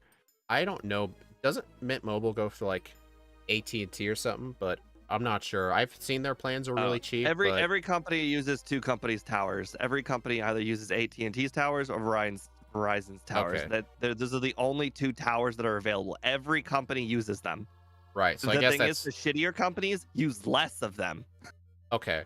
The town I'm in, there's a bunch of Verizon towers, but there's like no AT&T towers, or very few of them. So most people have a Verizon plan, but I actually use have you heard of Straight Talk Wireless? Yeah. Yeah, that's what I've been using for my phone the last few years. They go off the Verizon towers here, so I get nice 5G coverage. I pay, I have one of the higher plans. It's like $56 a month, but I basically get unlimited everything. What's confusing is I don't actually know what towers my phone uses anymore. So I've been using T-Mobile this entire time.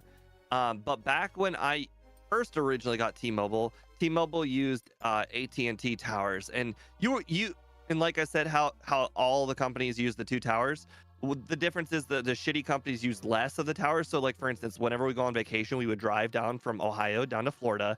But some people who have AT&T will get these towers, and people like me who have T-Mobile they'll just be like an X or something, or no, it would be like 3 or 4 bars. It would show you have bars, but then it would be like a bar with like a letter on it, and then it was like, oh, this is AT&T only. But here's the Oh, thing: what makes it confusing is that AT&T purchased Sprint.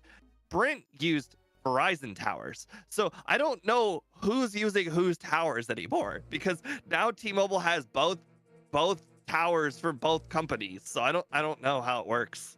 I don't know. I feel like we talked too long. You ready? Yeah, All I'm right. ready. 3, 2, 1, go. I'm sure that conversation probably killed all of our shorts viewers. I don't know. I feel like I mean, it did. I can tell you because I see the numbers right in front of me. But if I were a shorts viewer, I think it would be pretty interesting to know because, oh God, I might have done 6 a.m. I gotta restart. You want? Well, I guess. Well, you don't technically need curse this run. Shut up. Yes, I absolutely do. Oh, you're saying it was still Sunday. I see what you mean. You're right. Curse. I was thinking curse. That's fine. Actually, even if we don't get cursed, the one thing that matters for it to be nighttime is there's no Sprout. oddish in the woods at night. That too. There are less Bellsprout during the day, if there are at all. Well, I guess Steve's going to be a minute behind. Can you imagine if this comes down to a minute again? I made sure to tell Professor Elm no. Yes, thank He you. loves Buy that. me some time. I appreciate that. Reason Ralts doesn't get Moonblast is because Gallade loses the fairy typing and Ralts can still evolve into Gallade. I mean, I know in newer games Moonblast is a TM, so that's probably why it doesn't get it by level up.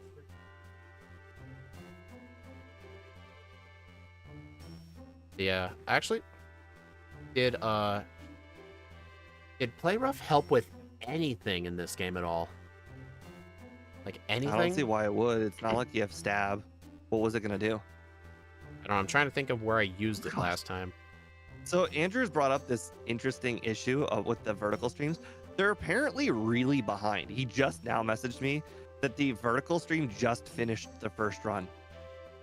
I have no idea why. Yours had that, and I think mine has it too. Behind. Yours definitely have it too. I tried watching one time. It just lags further and further behind as it streams. I don't understand how. I might have to look that up later because there's no way that's normal. I would say that Twitch doesn't do that, but quite frankly, I mean, I only ever streamed to one platform on Twitch. Well, I don't... Wait, does Twitch have vertical streaming too? No. Why? Okay, so here's the thing that I do every single run. I just do it. It's not a big deal. So you know how when you go south from Mr. Pokemon's house, and then you take a left to go over to the gate?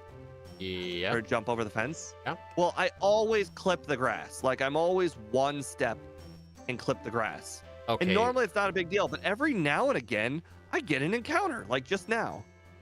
All right. I will say I have never done that. You've thing never you just... clipped, so you zigzag in the grass or zigzag to avoid the grass? Yep. I Instead guess... of just going straight down, then straight left? Yep. I think that's just... Interesting. That might be a keyboard, controller difference, because I know for keyboard, it requires a tiny bit more work to change directions, so I'm thinking you only change directions when necessary.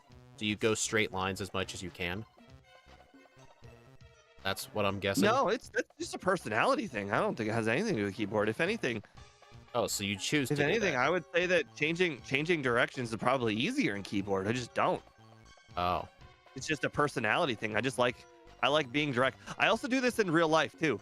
So like for instance, when my other grandmother, when she was still alive, her house technically, if you took the highway to her house, it was a lot faster, but there were a lot more like turns and whatnot.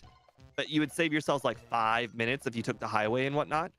Yeah. But if you took this one street called Mahoning, all the way there, it was 2 turns the whole way from my current grandmother's house to my other grandmother's house. 2 streets, 40-minute drive, 2 streets. So But the if, whole drive was still 40 minutes anyway, but it was like 99% straight line. yes, my current drive, if I were to go from this grandparent house to the other house with the 2 streets, it's 40 minutes. But if you take the highway, it's 35. But I mean, even though I had Google Maps and I could just Google it and then like I would know which streets to take lefts and rights on and whatnot, I just decided, nah, screw it. I'll just take the two changes. I mean, what's 5 minutes? Yeah. So Actually, I kind of do the same thing. I just kind of, this is just the kind of the way I play in real life too. I just less turns. I do somewhat do that too. Like when I first started driving around 4 or 5 years ago, when I started to drive for the first time, whenever I would go to the nearest city an hour away from me, I really didn't know the roads well at all. So what I did was I always Google mapped like literally everything. Even if it was off of the highway, I still Google mapped it anyway. But Yep. after about a year, I pretty much never had to use it ever again.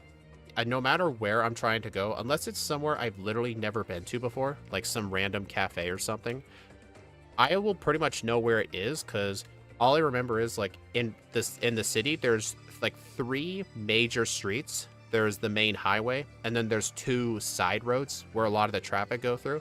I just think the place I'm going to, like a store or something, what street is the building closest to, and how far in? So if it's closer to like the highway, if it's closest to the highway, and I know it's like halfway through town, then I know to stick to the highway for a bit. Or what I normally would do is I would go on one of the side roads, and I try to look out for different like landmarks, so I can see where I am compared to if I was on the highway. Because like if I stay on the highway, I'll obviously see it, but if you take one of the side roads, you will have to know where you're going, but you can skip a lot of traffic. Yeah, I Which- did the same thing. Yeah. Or I do the same thing now. It's just I don't know. I hate maps. Well, no, sorry, not maps. I hate directions. Absolutely, yeah. My first job after college, the guy who hired me gave me directions to the job, and I'm like, can you just give me the address? He's like, sure. And this is after he explained the directions. And then I remember this place had a lot of turnover. So I heard him on a phone call for another person who was getting hired. He did the exact same thing. I literally told him after the call, you are aware this is like, and then it was like 2018 or whatever. I'm like, you know, everybody has Google Maps. You just have to give them the address. And the guy's like, the guy's like 55 or whatever. So he's like, yeah, he's like, I understand, but I just like giving people the address. He didn't like giving people the address?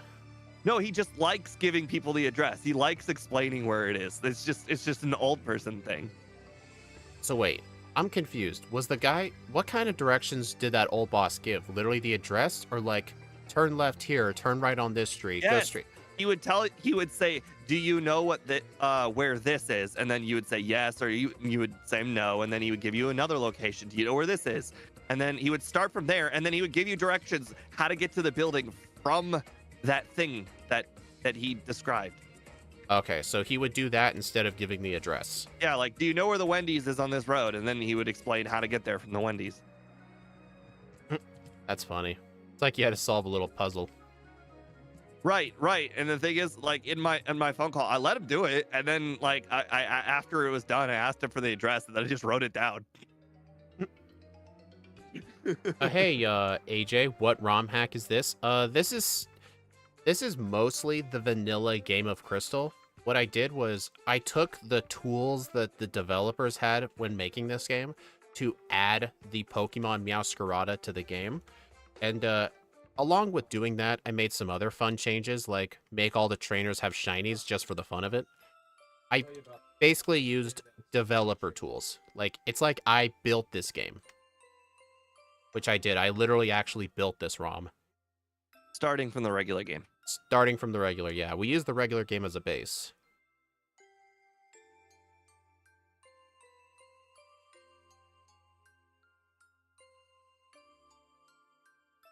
Hey, Steve, I found the Venonet. Oh, that reminds me. I actually don't have the Bellsprout. That's unfortunate. Never saw one. I don't even think. I think I got like 2 encounters that entire thing, and they were like both whoopers. Hey, Steve, I'm just letting you know, I got the Oddish first try.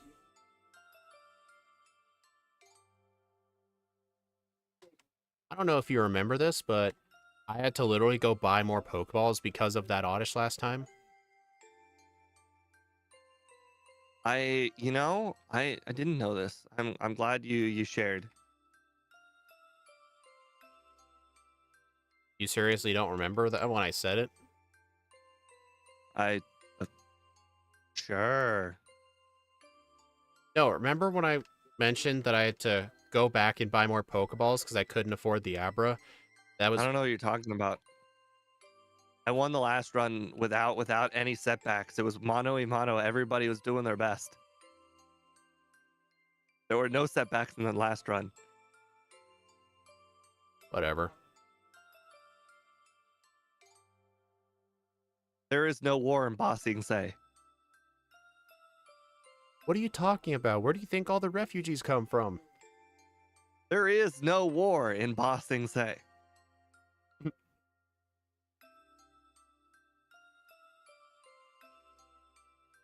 What, did Judy make you say that? By the way, I still use the repel even though I needed the Oddish. That's a force of habit. What I do is I use the repel for the Farfetch thing, and then after the Farfetched, I actually look for the Oddish. I don't know why. I just had to go left and right in front of Farfetch'd guy, looking like an idiot. It's okay. He's just a bunch of pixels. He didn't know what to do. No, he judged me. I felt his little pixel eyes looking at me and judging.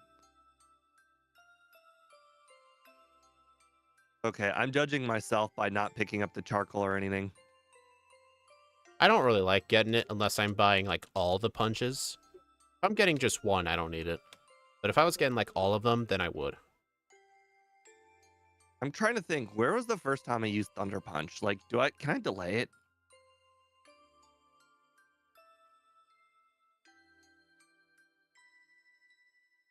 Oh, I guess since I'm battling all the trainers to in the water in order to get flower, whatever it's called. Flower trick. Yeah, then I probably should get Thunder Punch this early. Yeah, it's a good thing Mud Slap somehow sells for a lot of money. All right. Here's a question, Don't Steve. let Falconer know. Otherwise, he might actually get it into his head to sell them instead of give them away. Here's a real question. After Chuck, did you think of any other uses for Thunder Punch?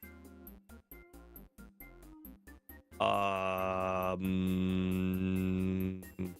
off the top of my head. Because I'm thinking, like, I taught Thunder Punch over my grass move, but if there's no other use for Thunder Punch after Flower Trick, I was just going to replace Thunder Punch with Flower Trick.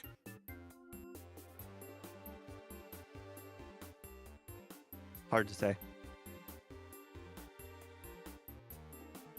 Are we both fighting the Magmar guy at the same time? I Roughly. wouldn't call it the same time. Shut up.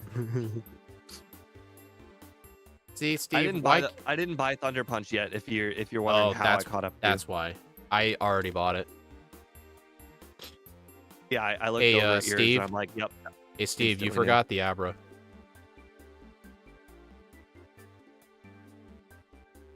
Okay, well, we're walking. I had your stream up and I saw that. It's okay, Steve. I've done that many times. Like, whenever I'm in Goldenrod... Repel never wore out. I made it. I will say though, whenever I am in what's it called, Goldenrod, there's always something I forget to do. Usually it's like buy the Abra, or it's get the coin case. A couple of times forget the radio card.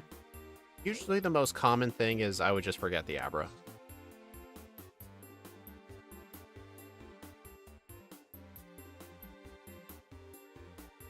Megahorn, no. You know, if this was Gen 1, can you imagine if this was Gen 1 and this thing got like level 20 Twin Needle or something? That would actually help out quite a bit.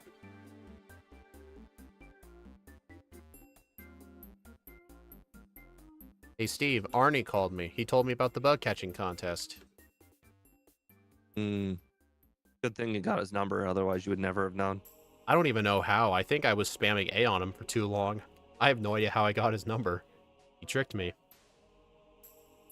If it's anything like the run where I was playing with you and Scott, where I accidentally got the mom's phone number, that he's gonna call a lot more than you think. You I think always the mom have called the... me like 6 or 7 times in the regular run. You mean let her save your money? No, instead of saying no, where everybody says no, I just said yes because I was just holding the button down. Oh. So she just kept calling me the whole game to inform me of stuff she bought. By the way, Scott did point out that she doesn't actually spend your money, which I've actually learned that recently. She actually doesn't spend the money. You just have to have a certain amount saved in order for her to say she bought it. There's like different categories of items. Like I think the highest amount of money, I think I read if you can get the mom like, I don't know if it's like 100,000 or like $500,000, but she can buy you like a Snorlax doll for your room or something. Something really expensive. Annie, don't trust J Rose's opinions on Gen 2. He has not played the game very much. I beat him with Kingler and with all shinies, which means that I had a setback. I had an extra challenge that made my run harder than his, and I beat him with a Kingler. I beat his Mewtwo run with a Kingler. Or here's another one. Don't trust Madrybread's opinion on Heart Gold. The guy literally gave up. He literally gave up trying to beat Red with Regigigas, and his main attacking move was Dizzy Punch. He never got return at all. He acknowledged it existed, but he didn't think of setting it on Sunday. But you can do that. You can change the time on your computer. Plus, there's a lot of other things he did that... Madrybread also likes to say that sometimes he spends so much time on his runs that he actually like puts the game down and starts the game up the next day. So he actually has a different day to play on. So he could have just waited until the game was gonna be Sunday by his own rules. Because he doesn't have a timer. So, you know, he can play as long as he wants and play on whatever day he wants. And he can make it whatever day he wants because he can wait.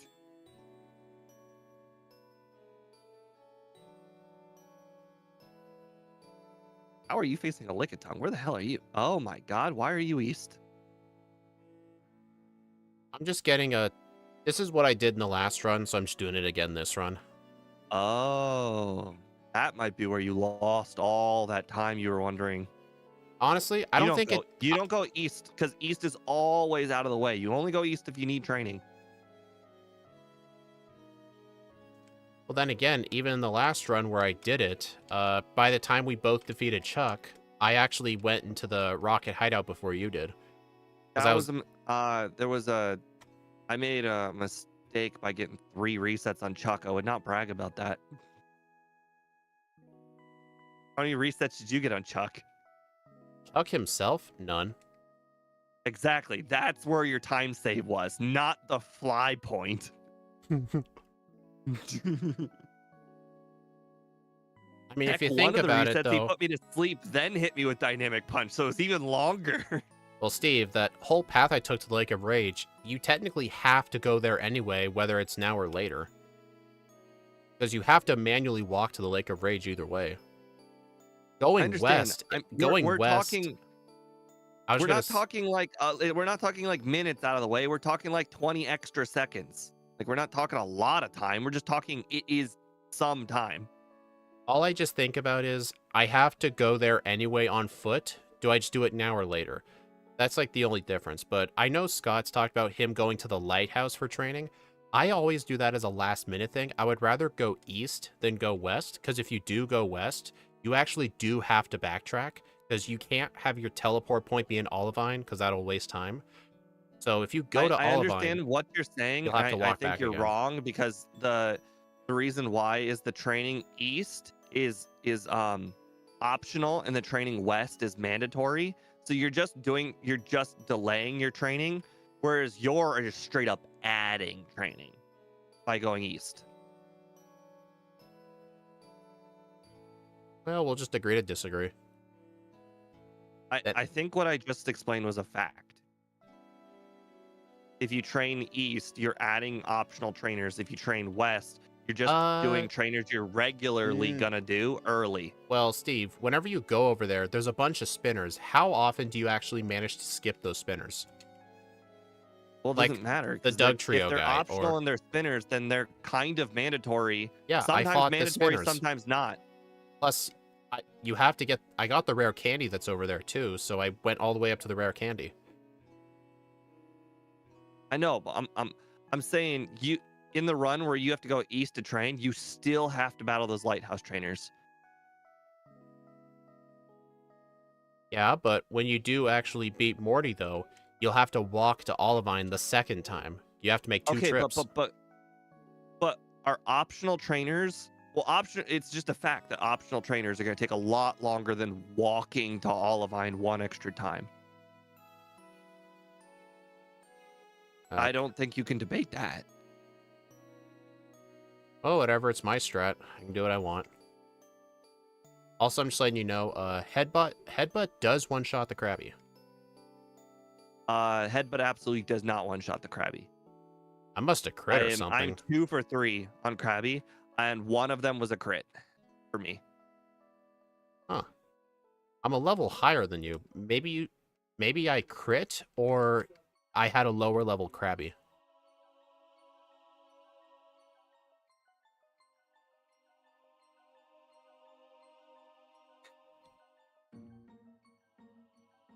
Annie, in Heart Gold, it still has to be Sunday for return.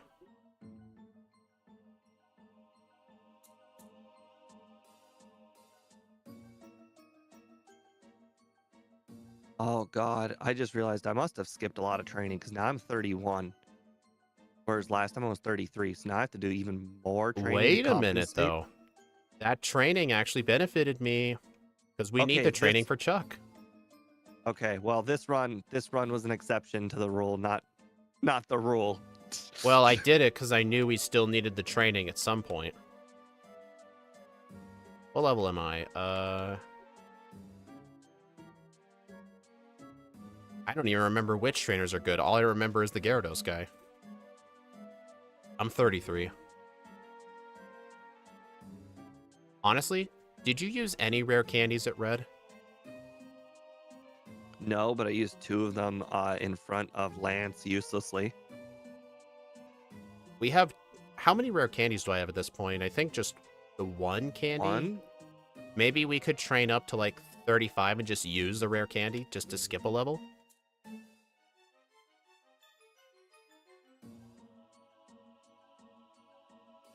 Where's the Gyarados guy? Here he is.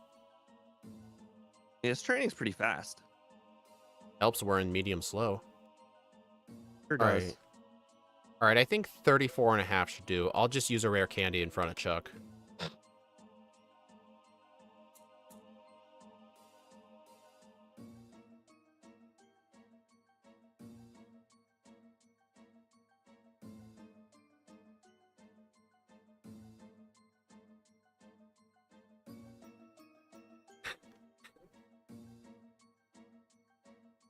Wow, that double kick actually hurt.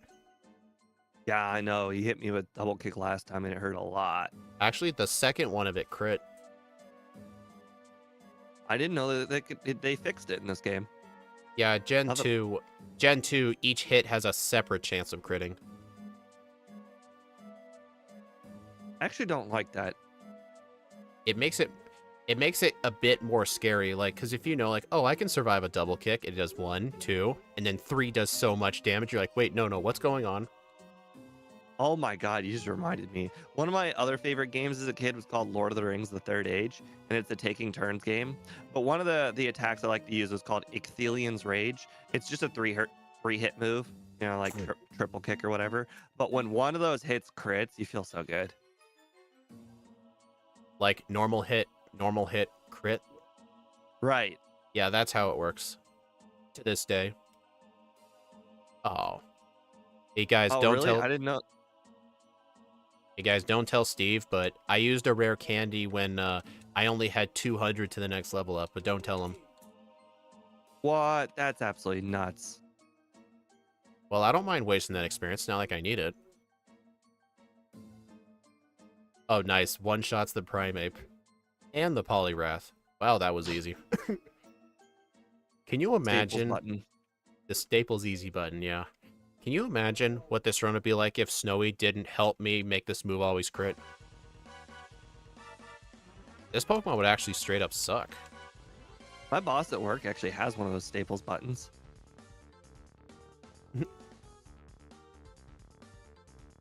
Anybody feel like they're old enough to remember the Staples easy button? Actually, is anybody old enough to remember Staples? There's a Staples in that big city near me. I think it's still open. Wow. Did a lot of them near you close? A lot of them? No, Staples is an online story now, or online business mostly Wait. that I can find out. Oh, wait, Because maybe? I've What's noticed this? that Staples is basically the Amazon of businesses. Like businesses will buy like, you know, calendars and like markers and shit off of Staples instead of Amazon Actually, for some reason. is that am I thinking of it as a Staples, or was it an Office Depot? I'm pretty sure it was a Oh, Staples. We have an Office Depot. Well, I know there's don't one of go those there. too, but I'm thinking of... I'm pretty sure it was a Staples. It's probably a really old one then that just never shut down. I was in there one time. It's a really small place, but they had a lot of, like, office supplies in bulk. Like, just anything you could need. Right. Like I said, the majority of the business that they do are to other businesses, not people. They supply like businesses like of their calendars and their pens and whatnot. That's what Staples does now, for the most part. They probably still sell to people, just not very much. It's like not the majority of their sales. Man, I can see what you talk about by getting return after fly. I saw you made that little fly to goldenrod. Uh-huh. And it really did not feel like it was out of the way at all. And look, now I have 88 power versus 70. Well, I'm just saying, I'm halfway through the rocket thing. I just talked to the second password guy. Yeah, but that was your East training thing. The water trainers were not that good. Damn it. Did you headbutt a tree? No, I walked into the building before Gyarados.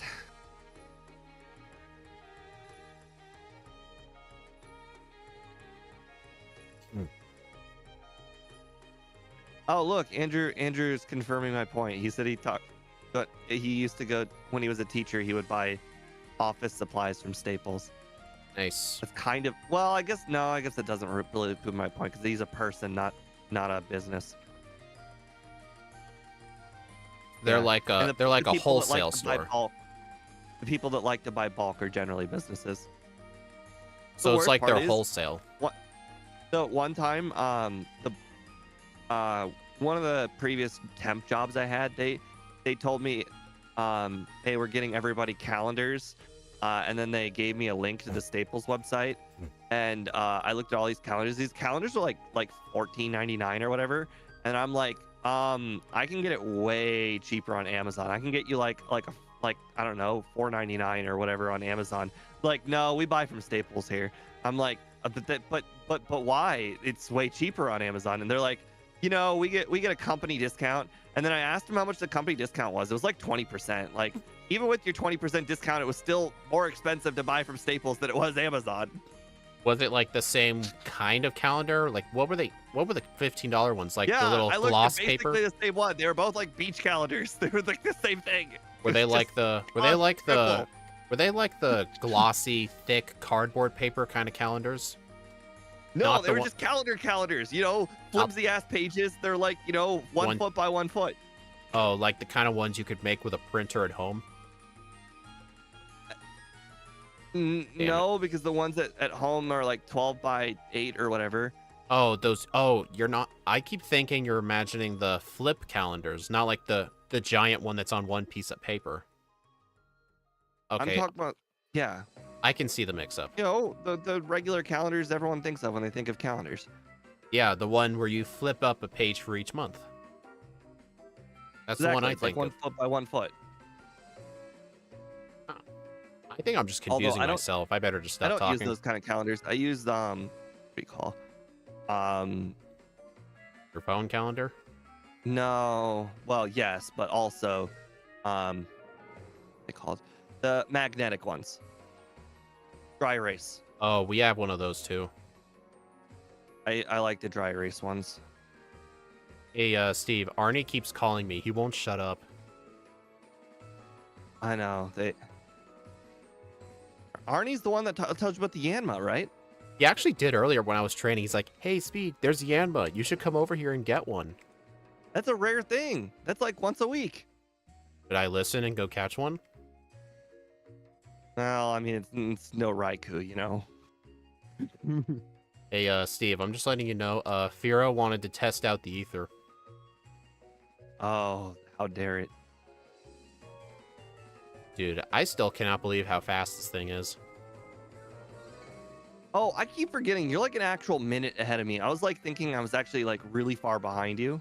Honestly, Steve, I think even if we were at the same pace, I'd still be ahead of you. Okay, well, you are doing, you just finished Jasmine at 30:35. I'll tell you when I finish Jasmine. Okay. I think you're definitely going to be way ahead of me. Well, did you beat Price? No. Yeah, that's the issue for you. Although Price will be like 3 one-shots, so that's not saying a lot.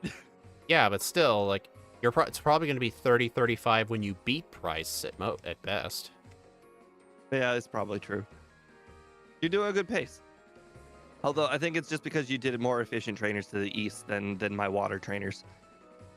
Yeah, if I ever do a run where I know I need extra training, at least before the league, not Okay, before the but league, but like before like Jasmine, that's the best place I This go is- to. This was a rare circumstance where I needed to be 36 before Chuck. I mean, 36 is pretty ludicrously high before Chuck. Yeah, but we've done a lot of first stages lately. With every first stage, I always did that training. So I guess it was just force of habit, I would do it. But it ended up benefiting this thing too. Okay, so you said 30, 35. Looks like I'm probably going to be 31, 15. Let's see. And All right, flower trick 31, and slash. 31, 12. Okay, so that means I am 40 seconds behind you. Man, all it takes is one mistake for me, and Oh, then did you get you'll catch return? up. Not yet. Okay, well, that it's not exactly 40 seconds, but that's sometime. Yeah, but still, like, I know it's what you do, but just flying to Goldenrod just for return when you don't need it right away is just a huge waste of time when you can just get it while you're in Goldenrod. I understand, but this is you still have to waste that time eventually.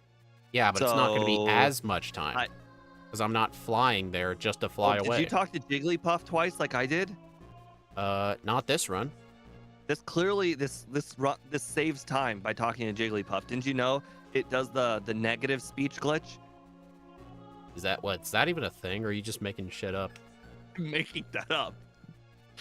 You know how we're doing instant text? You know, Jigglypuff removes all text. It's great. Oh god. Have you ever talked to the Jigglypuff in the Pewter City Center? If you talk to it, it actually starts singing. Interesting. You can't actually defeat Muck. Oh, fun fact, Steve probably knew about this, but in yellow version, if you talk to that Jigglypuff with your Pikachu out, your Pikachu will actually fall asleep. And he won't follow you until you leave the building. Because he's just asleep. Really cute. There's a lot of cool things like that. I know that there was a way to interact with the radio as well.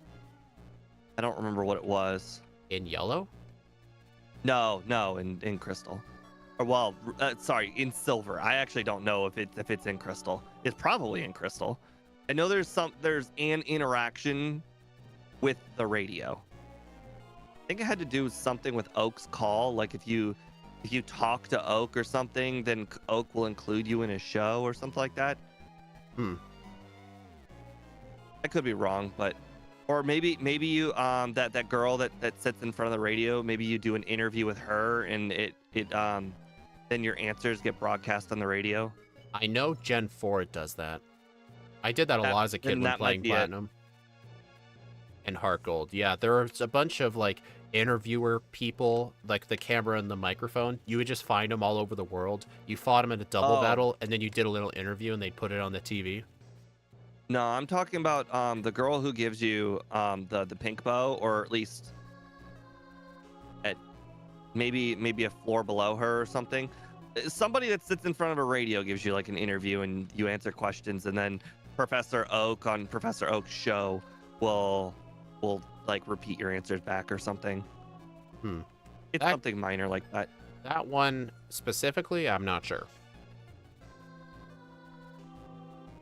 Man, I'm just spamming Flower Trick and Slash on everything. One's a high crit move, and one's a move that always crits. Andrew, you know what I'm talking about, right? I mean, Andrew said, "Oh, the radio girl." Yeah. I mean, there's some sort of interaction with the radio in this game. I just don't remember what it was. Hey, Steve, how does it feel being behind? We don't know if I'm behind. I think I'm behind. I think we just proved to Jasmine that you are behind. We don't know this. I might be really, really efficient. Efficient at what? Flying to Goldenrod a separate time? Well, I mean, we don't know if that takes 40 seconds or not. Yeah. Probably not, but you never know. But I'm sure manually going up one floor, go up to the return floor, and then go get the move and leave. I'm pretty sure that takes less than 40 seconds. Yeah, I mean, it probably takes 20, but you know, that's like one reset or, you know, one wrong direction or whatever, and I come right back. I actually said no to play rough. Why are you acting like that's a big deal? That's the normal interaction with play rough. Well, I didn't. It wasn't normal to me in the first run, remember? On this run, I get to actually keep Thunder Punch. Oh, I didn't do that. I still have Bite. Well, I mean, I get to keep it because I'm not going to teach Icy Wind over it. Oh. Well, the difference is I got rid of Thunder Punch just so I can keep Bite for PP reasons. Plus the chance to flinch. It's good stab coverage, too. Interesting. Oh. Wait. Oops, wrong move. Hello, Aunt Mao. I'm probably never going to get that right. Don't get me wrong. I'm not advocating for Thunder Punch. I'm just saying I like having it. I don't think Bite or Thunder Punch are better than the other. I think they're both the replacement move. They're the move you use when you're basically out of your good moves.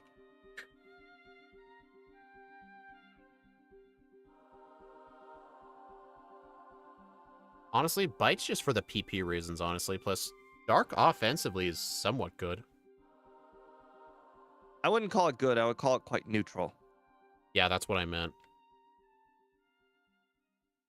Hello, John Rivera.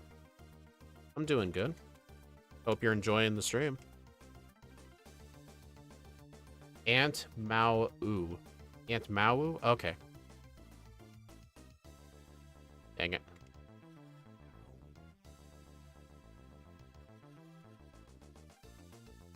Seems like the vertical stream's doing pretty well today. It's usually dead on that side most days. Yeah, mine's sitting at 0-1, 0-1. The longest time, I think Andrew Palmer was on it, and then he realized how far behind it was and then stopped using it.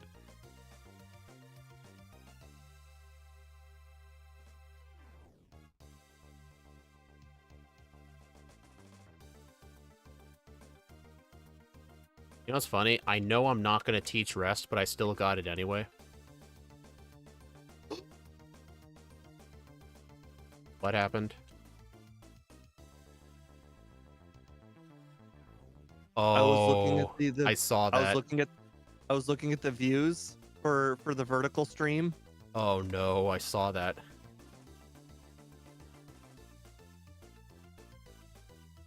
What do you plan to do? Cry.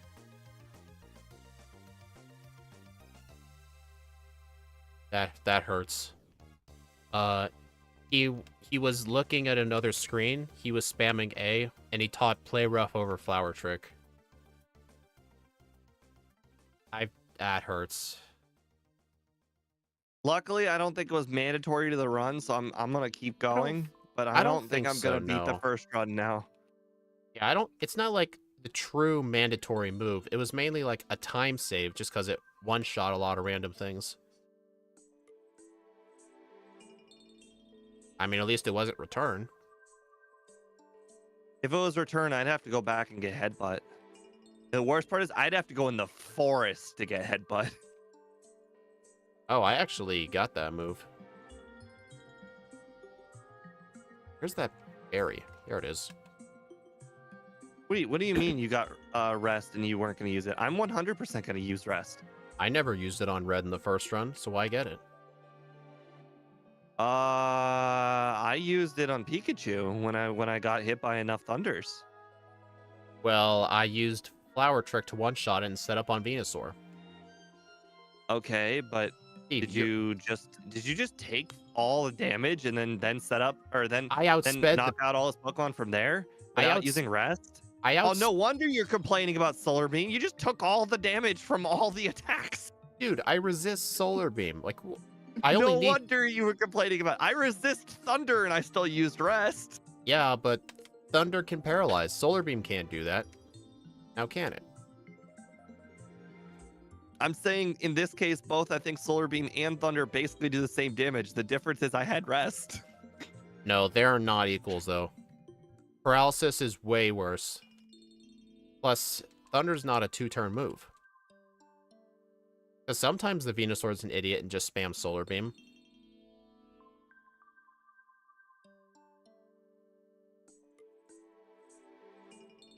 Besides, I All right, think I let's only see if- need, like, let's see if two. Play Rough will knock out Claire's Pokemon. It does not one-shot Kingdra. I don't care about Kingdra. I just care about knocking out the Dragonairs. It does, if you hit.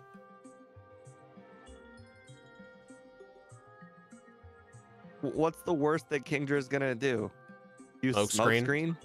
Yeah, exactly. I got Home Claws to offset Smokescreen.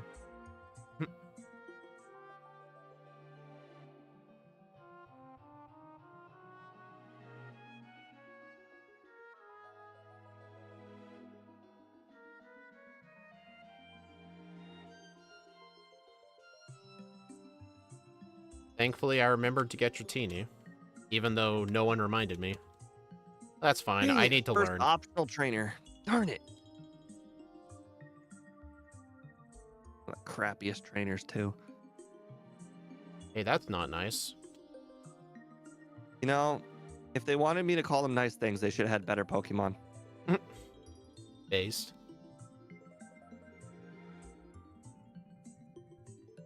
How many resets you at? 0. Same.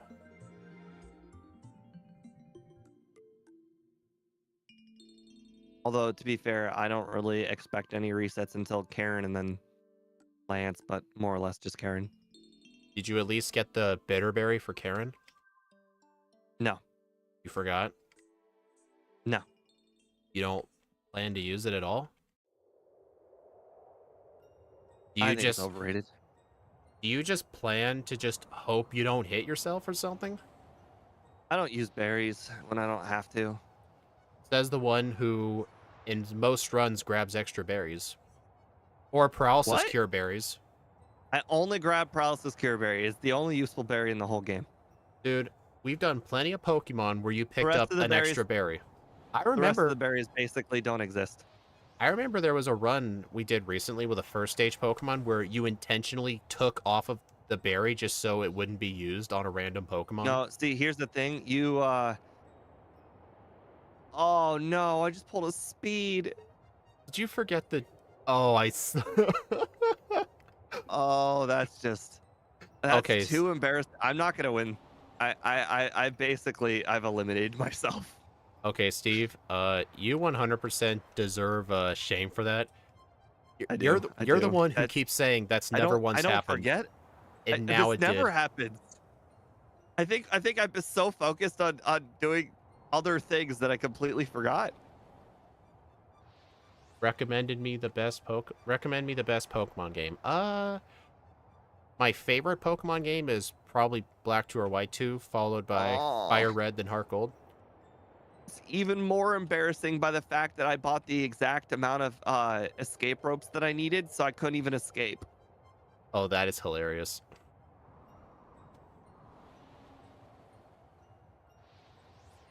I really hope I do not beat my first time. How mad would you be if you... No, here's the serious question. How mad would you be if you beat your first run by 2 seconds?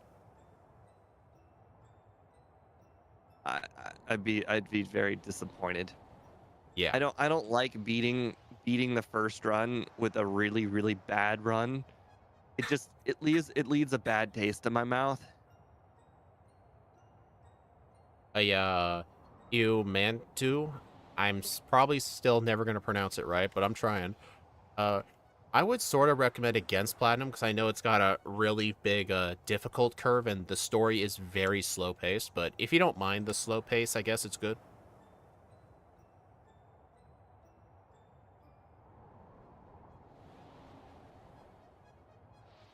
Honestly, I would recommend Fire Red or Leaf Green,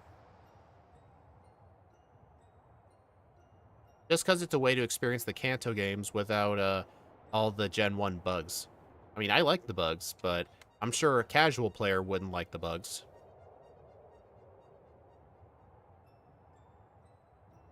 Hmm. It appears I like making things hard on myself. Like deleting Flower Trick.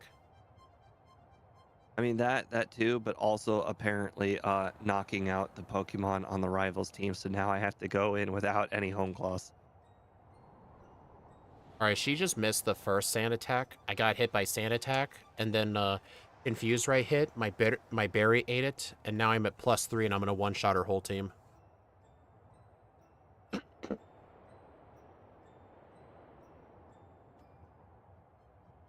She never once hit me.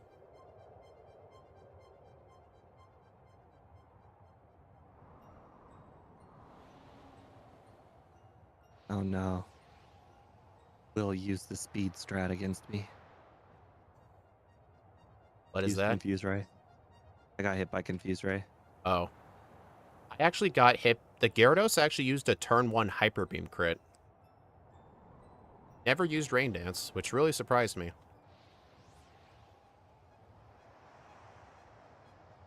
Maybe because it detected the crit in some way. It had to have, yeah, because normally he almost always uses turn 1 Rain Dance. But I guess he detected something different.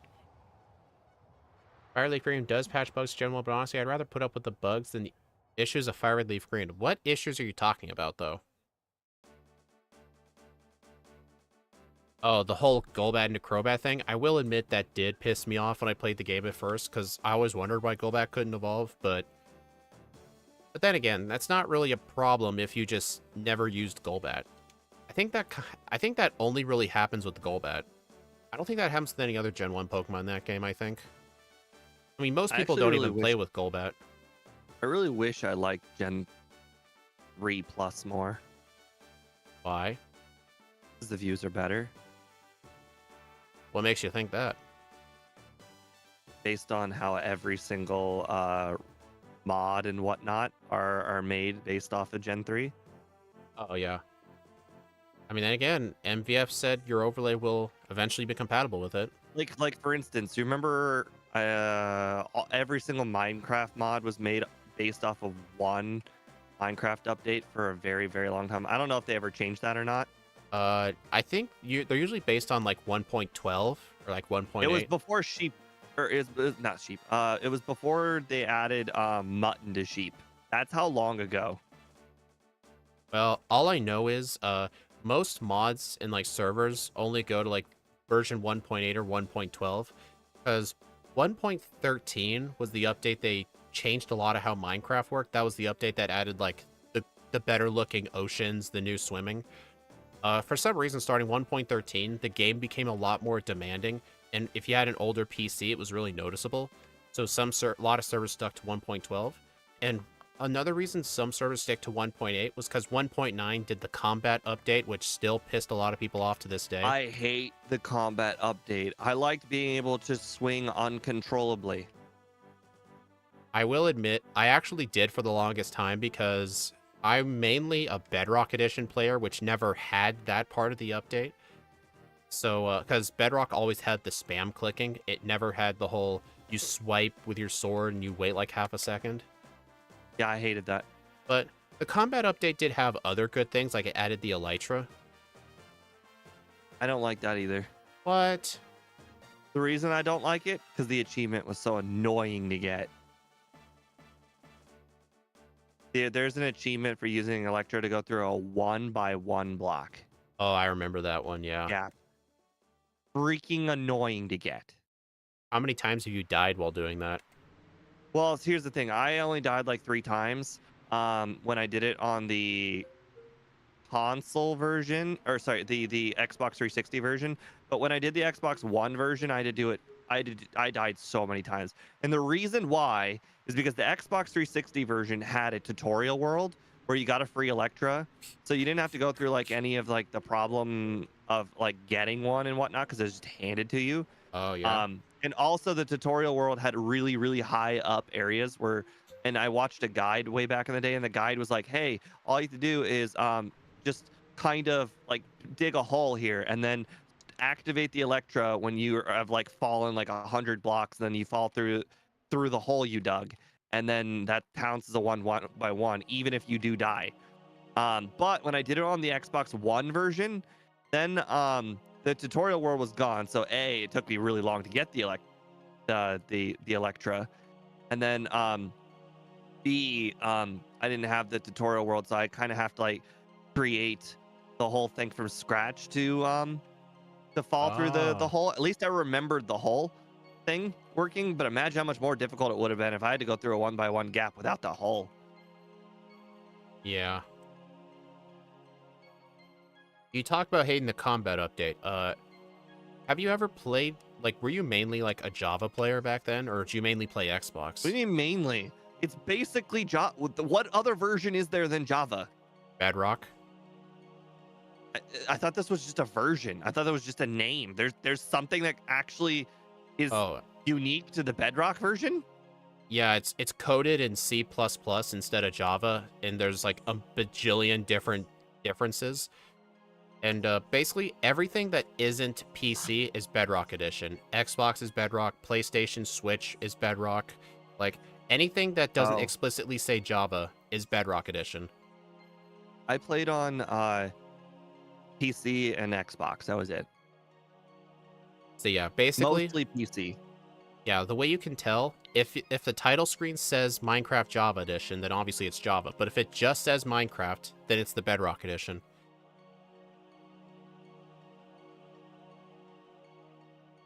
I didn't really notice the difference between the Xbox and the PC, other than the fact that setting up a home server was really, really annoying. It's mainly technical differences. Like you'd have to play both versions to know the differences without looking them up. It's mainly like how different stuff interacts with each other. Like I know the number one thing people talk about is redstone. Like a lot of redstone machines do not work between both versions for that reason. I don't like redstone. The most I've ever done with redstone was like make those little AFK farms that I would look up on YouTube, like creeper killers, stuff like that. Or I would try to make those 2x2 piston doors, which were really cool. Like replicate those like ones at a grocery store. My favorite part of Minecraft is actually villager, like just Villagers. messing with the villagers, messing with yeah. the iron golems, and just doing all sorts of villager stuff. I also liked filling up my village. Old update, it was based on the doors, so I just make a door building, like literally yeah. 6-floor building that was literally like 50 by 50. I It was remember 6 that. floors high of doors. It's just so, You just constantly hear the door noise 24/7. I am glad villager breeding doesn't use doors anymore, because I remember What? It's having the to do same that. thing now. It's the only difference is it's beds instead of doors. I did the same thing recently, like a year ago. I just built a bed building. Well, it's a lot Although easier. the It's one a thing lot I didn't easier to like, make a bed than a door. the one thing I don't like about, well, I wholeheartedly disagree. Like it's not even close. Doors use the same materials as the bed, except it doesn't require wool. It just requires double the wood. So that's just completely false. Also, you get 3 doors and you get 1 bed off of when you make them. So that's completely wrong. Okay, maybe that is a bit wrong, but it's really cool though how the villagers can actually use beds to sleep. I just I really mean, I like it. It agree. gives them more life. Aesthetically, the beds make a lot more sense. Hey Steve, I don't know if you know this, but I'm completely destroying you.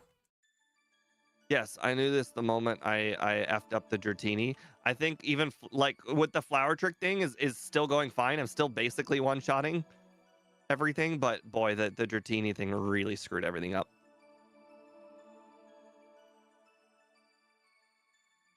I probably would still be within that 20 to 40-second range if I didn't screw up the Dratini.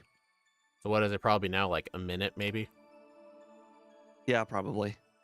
Hmm. No, it's probably more than a minute. I actually couldn't even escape rope out when I got the Dratini. Yeah, but I was mainly a Bedrock player for like the longest time, just because when my PC didn't run like anything that well. The one advantage to Bedrock is since it was coded in C++ instead of Java, which is way less taxing, because they had to code Bedrock to like run on phones and stuff. My computer was able to run it a lot better. I was able to have a much larger render distance, and it just ran real smooth. There was one feature about it that I did like. It was like a sorta a redstone thing, but basically in Bedrock Edition, you can actually make AFK experience farms, which is not possible in Java Edition without furnaces, because in order to get experience, the player has to like kill the enemy. But in Bedrock, if you throw a trident at a piston and you have it arranged a certain way to like where they go in a little loop and they just push the piston forever, as long as the trident hits something, it'll kill the enemy and you get the experience. I would actually use those in enemy farms. I would just stand right next to it as the pistons kept pushing the trident around, and I would literally just leave it for like 6 hours and be like level 200. You know how I said Gen 5 doesn't exist? Tridents don't exist. I don't know what you're talking about. Are you the kind of guy that quit playing after 1.8?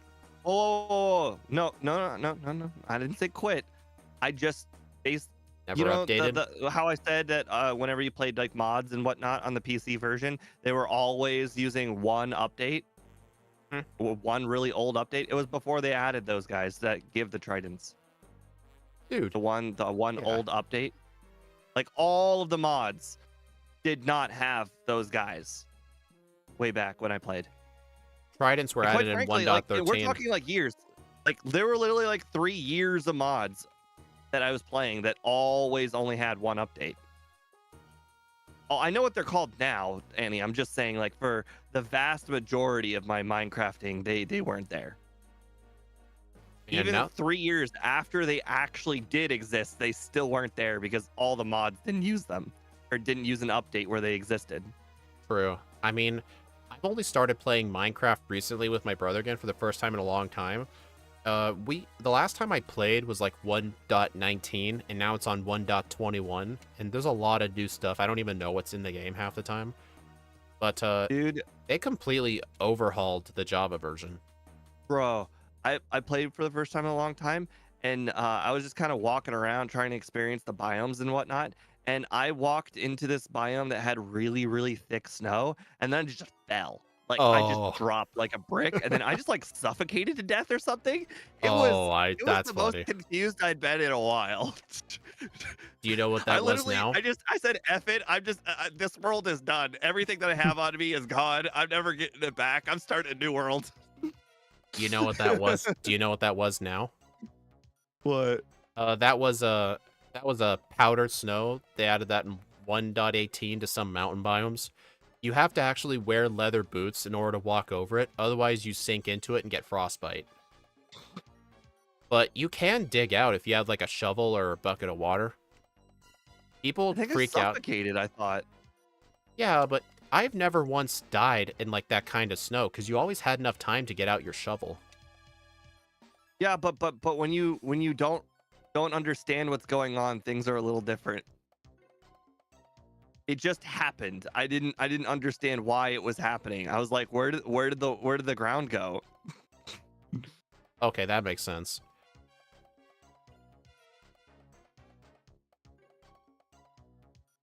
I mean, I understood what had happened, but I didn't like fully grasp why and how do I deal with it. Makes sense. You know, it's a shame this thing can't get sub-hour. It's just not that good. What was the thing preventing? Oh, it was all that training for Sub-hour Chuck. is really hard. It is. Like that is a really high bar. It is, I'd yeah. say 102 should be like the bar.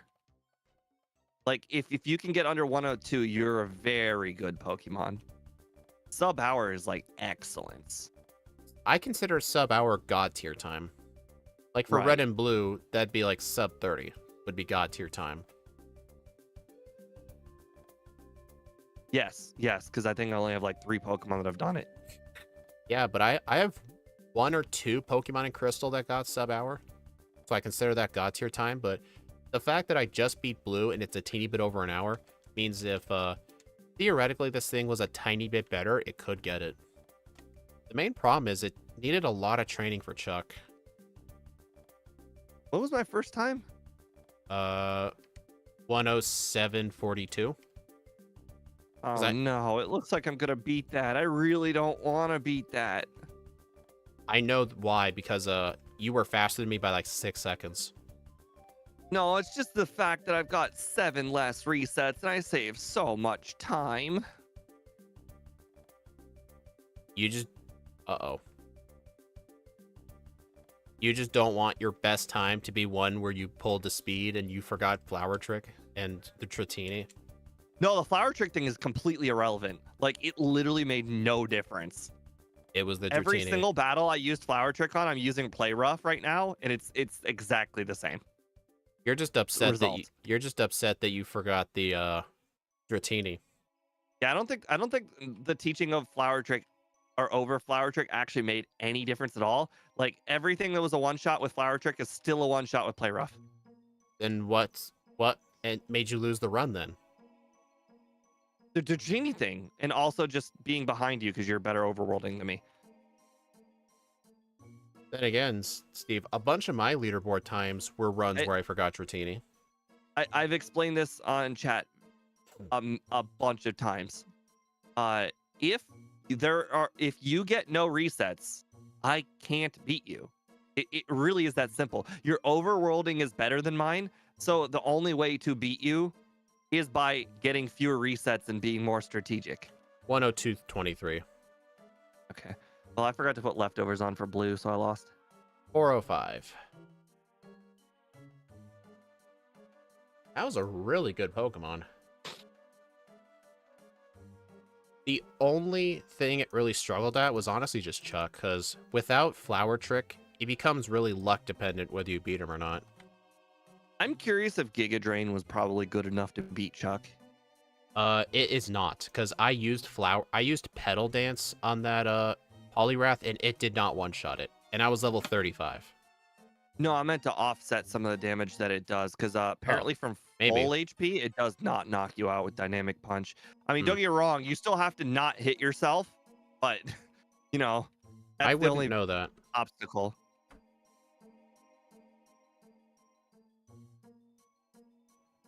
Level 65. 65 for a medium slow Pokemon's really good. And also, I actually skipped like almost every rare candy. I basically skipped all the candies. I think I have all of them on me still. Actually, Which I is still 4. I still picked up the Kanto Victory Road waterfall rare candy. I still picked up that one, even though I knew I wasn't going to use it. It's just a force of habit. Right. I have 4 candies on me, and that's like it. You know the rule. Whenever we say we don't need candies, we always get half of them anyway. Just what we do. Well, some of them are just so on the way, it's really hard to ignore them. Yep. Dang. Even though that was a good time, Meowscarada only got 10th place. It did worse than like Aw. Giratina, Cleavor, Aegislash, Haxorus, Annihilate did way better than this thing. Actually, I only have one Pokemon that's sub-hour, and that's Miraidon. That was a 57. That thing is a true god tier run. 3, 4. Oh crap. Oh wait, you said I outspeed everything, right? Yeah. Look at your speed. Okay. Right. Duh, of course. I'm gonna outspeed everything by like literally 70. You're able to outspeed Red's team at like level 51. Right. This thing is just that insanely fast. No, I'm gonna win by a margin with this mediocre run. Oh yeah, look at that moveset. Play rough, rest, hone claws. Hey, good job, Steve. You beat the game with a fairy move on your moveset.